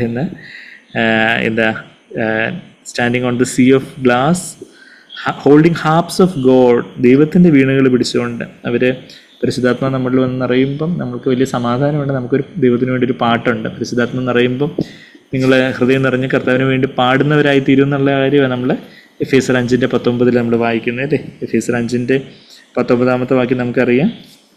18 വാക്യത്തിൽ ആത്മാവ് നിറഞ്ഞവരായി നമ്മൾ വായിച്ച്, മലയാളത്തിൽ 19 വാക്യത്തിൽ ആത്മാവ് നിറഞ്ഞവരായി സങ്കീർത്തനങ്ങളാലും സ്തുതികളാലും ആത്മീയ ഗീതങ്ങളാലും തമ്മിൽ സംസാരിച്ചും നിങ്ങളുടെ ഹൃദയത്തിൽ കർത്താവിനെ പാടിയും കീർത്തനം ചെയ്തും നമ്മളുടെ കർത്താവായ യേശുക്രിസ്തുവിന്റെ നാമത്തിൽ ദൈവം പിതാവിനെ എല്ലായ്പ്പോഴും എല്ലാത്തിനു വേണ്ടി സ്തോത്രം ചെയ്തുകൊള്ളി. പരിശുദ്ധാത്മ നമ്മളൊന്ന് നിറയുമ്പോൾ അവിടെ വലിയ സമാധാനമുണ്ട്. അവിടെ ദൈവത്തിൻ്റെ വീണയേന്തിയിട്ടുള്ളൊരു പാട്ടുണ്ട്. നമുക്കിനി വലിയ മ്യൂസിക്കൽ ടാലൻ്റ് ഒന്നും ഇല്ലെങ്കിൽ പോലും കർത്താവിന് വേണ്ടിയുള്ളൊരു പാട്ട് നമ്മുടെ ഹൃദയത്തിൽ കാണാം. അത് കർത്താവിന് വേണ്ടി കീർത്തനം ചെയ്തും അത് ഇപ്പം നമ്മളിത് വായിക്കുന്നത് ഇത് ആക്ഷരികമായിട്ടും സംഭവിക്കുന്നൊരു കാര്യമായിട്ട് കർത്താവിൻ്റെ കാന്ത എടുക്കപ്പെട്ടു, ഇവിടെ ദൈവത്തിൻ്റെ ക്രോധമൊക്കെ തീർന്നു, ഭൂമിക്ക് മേലുള്ള ന്യായവിധിയൊക്കെ. എന്നാൽ കർത്താവിൻ്റെ സിംഹാസനത്തിന് മുമ്പാകെ എടുക്കപ്പെട്ട കാന്ത അവർ ദൈവത്തിന് മുമ്പാകെ പാടുന്നൊരു കാര്യമാണ് നമ്മളിപ്പം അതിൻ്റെ 2 വാക്യത്തിൽ നമ്മൾ കണ്ടത്. അവർ പളങ്കുകളിൻ്റെ മേതെ നിൽക്കുന്നതായിട്ടുള്ളൊരു കാര്യം, ദൈവത്തിൻ്റെ വീണകൾ പിടിച്ചുകൊണ്ട് നിൽക്കുന്നതായിട്ടുള്ളൊരു കാര്യം നമ്മളിവിടെ കണ്ടു. ഇതേപോലെ ഇവർക്ക് മാത്രമേ, കാന്തയ്ക്ക് മാത്രമേ, ഈ ജയിച്ചവർക്ക് മാത്രമേ പാട്ട് പാടാൻ സാധിച്ചുള്ളൂ, വേറെ ആർക്കും ഈ പാട്ടൊന്നും കത്തിയില്ല എന്നുള്ള കാര്യമൊക്കെ നമ്മൾ വെളിപാട് 14 ആദ്യത്തെ 5 വാക്യങ്ങളിൽ നമ്മൾ കണ്ടായിരുന്നു. അതിൻ്റെ 2 വാക്യത്തിലൊക്കെ sound of harp is playing on the harps, ആ ഒരു വൈണികന്മാർ വീണ വായിക്കുന്നത് പോലെയാണെന്നുള്ള കാര്യമൊക്കെ 14 അധ്യായത്തിന് 2 വാക്യത്തിലൊക്കെ നമ്മൾ കണ്ടായിരുന്നത്. വേറെ ആർക്കും പാട്ട് മനസ്സിലായില്ല. പുതിയ പാട്ട് അവർ പാടിയത് എന്ന് വെച്ചാൽ അവർ പുതിയതും ജീവനുമായിട്ടുള്ള വഴിയിലൂടെ നടക്കുന്നതുകൊണ്ട്, ആ ക്രൂശിൻ്റെ വഴിയിലൂടെ നടക്കുന്നത് കൊണ്ട്, ജീവൻ്റെ വഴിയിലൂടെ നടക്കുന്നത് കൊണ്ട് അവർക്ക് മാത്രമേ ആ പാട്ട് പാടുവാൻ സാധിച്ചുള്ളൂ. നമ്മുടെ ജീവിതത്തിലും ദിനവും ആ പാട്ട് പാടുവാൻ, അത് അവർ മോശയുടെ പാട്ട് പാടിയതായിട്ടൊക്കെ 3 വാക്യം മുതൽ നമ്മളിപ്പം കാണും. നമുക്കത് അടുത്ത ആഴ്ച കാണാമല്ലോ തുടർന്ന്. അത് മോശയുടെ പാട്ട്, മോശ പാടുന്ന 2 പാട്ടിനെ കുറിച്ചൊക്കെ നമ്മൾ പുറപ്പാട് പുസ്തകത്തിലും ആവർത്തന പുസ്തകത്തിലൊക്കെ നമ്മൾ വായിക്കുന്നുണ്ട്. അപ്പോൾ അവിടെ എല്ലാം ഈ ഒരു ദൈവമാണ് പ്രതികാരം ചെയ്യുന്നത്, നമ്മളല്ല. നമ്മൾ അടങ്ങി നിന്ന് ദൈവം നമുക്ക് വേണ്ടി യുദ്ധം ചെയ്യുന്നത് നമ്മൾ കാണുന്നു. അത് ആവർത്തന പുസ്തകത്തിലെ പാട്ട്. ദൈവം ഫറവോനെയും കുതിര കുതിരയും കുതിരമേലിരിക്കുന്നവനെയും, അത് എതിർ ക്രിസ്തുവും കുതിരമേലിരുന്ന് വരുന്ന കാര്യമൊക്കെ വെളിപ്പാട് 6 നമ്മൾ വായിക്കുന്നുണ്ട്.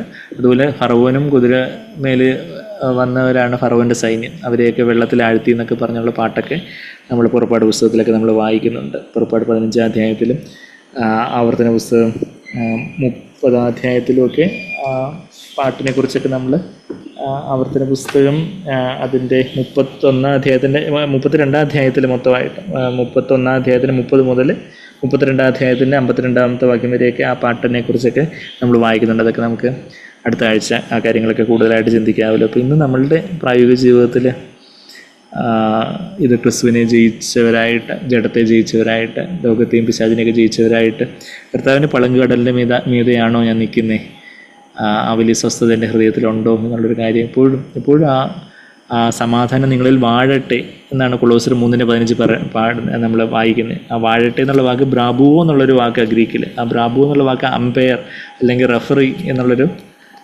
അർത്ഥം ആ ബ്രാബുവോ എന്നുള്ള വാക്കിനുള്ളത്. അത് നമ്മൾ സാഗ്ബറിൽ നിന്ന് ആ ഫുട്ബോളിൻ്റെ എക്സാമ്പിൾ കേൾക്കുന്നത് എന്ന് പറഞ്ഞാൽ നമ്മുടെ ഹൃദയത്തിൽ എപ്പോഴും ആ ഒരു സമാധാനം തന്നെ വാഴുന്നവരായിട്ട് എപ്പോഴും. അപ്പോൾ അങ്ങനെ ഉണ്ടെങ്കിൽ നമ്മുടെ ഹൃദയത്തിലൊരു പാട്ടുണ്ട്, കർത്താവിന് വേണ്ടി ഒരു സ്തോത്രമുണ്ട്, നന്ദിയുണ്ട്. എപ്പോഴും സ്തോത്രം കരയേറ്റുവിൻ, എല്ലാത്തിനു വേണ്ടി നന്ദി പറയുവിൻ എന്നൊക്കെ നമ്മൾ 1 തെസ്സലോനിക്കർ 5:18 വായിക്കുമ്പം ഈ പരിശുദ്ധാത്മാവിൻ്റെ നിറവിൽ അത് സാധിക്കത്തുള്ളൂ എന്നുള്ള കാര്യം നമുക്കറിയാം. പരാതിയും പിറുവിറുപ്പിനും പകരം എപ്പോഴും കർത്താവിന് വേണ്ടിയുള്ളൊരു പാട്ടുള്ളവരായിട്ട്, ആ സ്വർഗീയ സംഗീതം അഭ്യസിച്ചവരായിട്ട് ഭൂമിയിൽ തന്നെ ജീവിപ്പാനും അന്ന് നിത്യതയിൽ കർത്താവിൻ്റെ വീണകളേന്തി അന്ന് പാടുമ്പം, ഇന്ന് ഞാനന്ന് വീണകളേന്തി പാടും എന്നൊക്കെയുള്ള പാട്ടൊക്കെ നമ്മളിപ്പം യേശുവോട് ചേർന്ന് ഇപ്പോൾ എത്ര മതം എന്നുള്ള പാട്ടിൽ നമ്മൾ ആ കാര്യങ്ങളൊക്കെ പാടിയല്ലോ. ഇന്ന് തന്നെ കർത്താവിന് പാടുന്നവരായിട്ട്, അന്നും കർത്താവിന് മുമ്പാകെ പാടുന്നവരായിട്ട് കാണപ്പെടുക. നമ്മുടെ ദൈവം നമ്മളെ ഓരോരുത്തരെയും സഹായിക്കട്ടെ.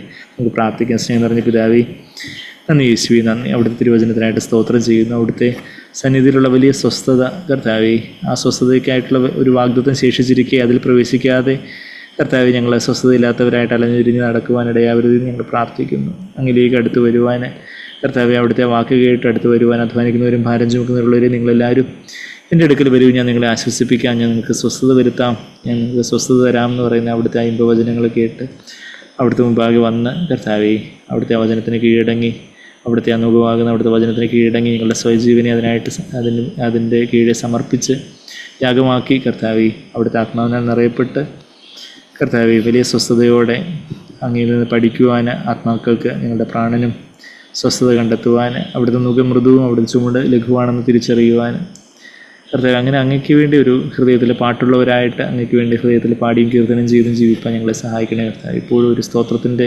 സംഗീതമുള്ളവരായിട്ട്, ആ പുതിയ പാട്ട് പാടുന്നവരായിട്ട്, മോശയുടെ പാട്ട് പാടുന്നവരായിട്ട് കർത്താവെ ഞങ്ങൾ ഓരോരുത്തരാക്കി തീർക്കുന്നു ഞങ്ങൾ പ്രാർത്ഥിക്കുന്നു. ഈ കലുഷിതമായിട്ടുള്ള പരാതിയും വെറുവെറുപ്പും പ്രതികാരവും ഒക്കെ ഉള്ള ഈ ലോകത്ത് കർത്താവെ, ഞങ്ങളെ കർത്താവിൻ്റെ കുഞ്ഞാടിൻ്റെ പാട്ടുള്ളവരായിട്ട് കർത്താവെ, ദൈവത്തിൻ്റെ വീണകൾ ഏന്തി അവിടുത്തെ പളുങ്കുകടലിൻ്റെ മീതെ നിൽക്കുന്നവരായിട്ട് കാണപ്പെടുവാൻ, ഈ ലോകത്തിൻ്റെ വ്യവസ്ഥയെ ജയിച്ചവരായിട്ട് കാണപ്പെടുവാൻ ഞങ്ങൾ ഓരോരുത്തരെയും ഞങ്ങൾ സഹായിക്കണമെന്ന് പ്രാർത്ഥിക്കുന്നു.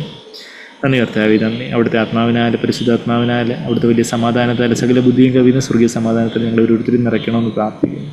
പ്രാർത്ഥന കേട്ടത് നിങ്ങൾക്ക് സ്തുതിക്കുന്നു. എല്ലാം യേശു കർത്താവിൻ്റെ വിലയേറിയ മധ്യത്തിലുള്ള നാമത്തിൽ തന്നെ. ആമീൻ.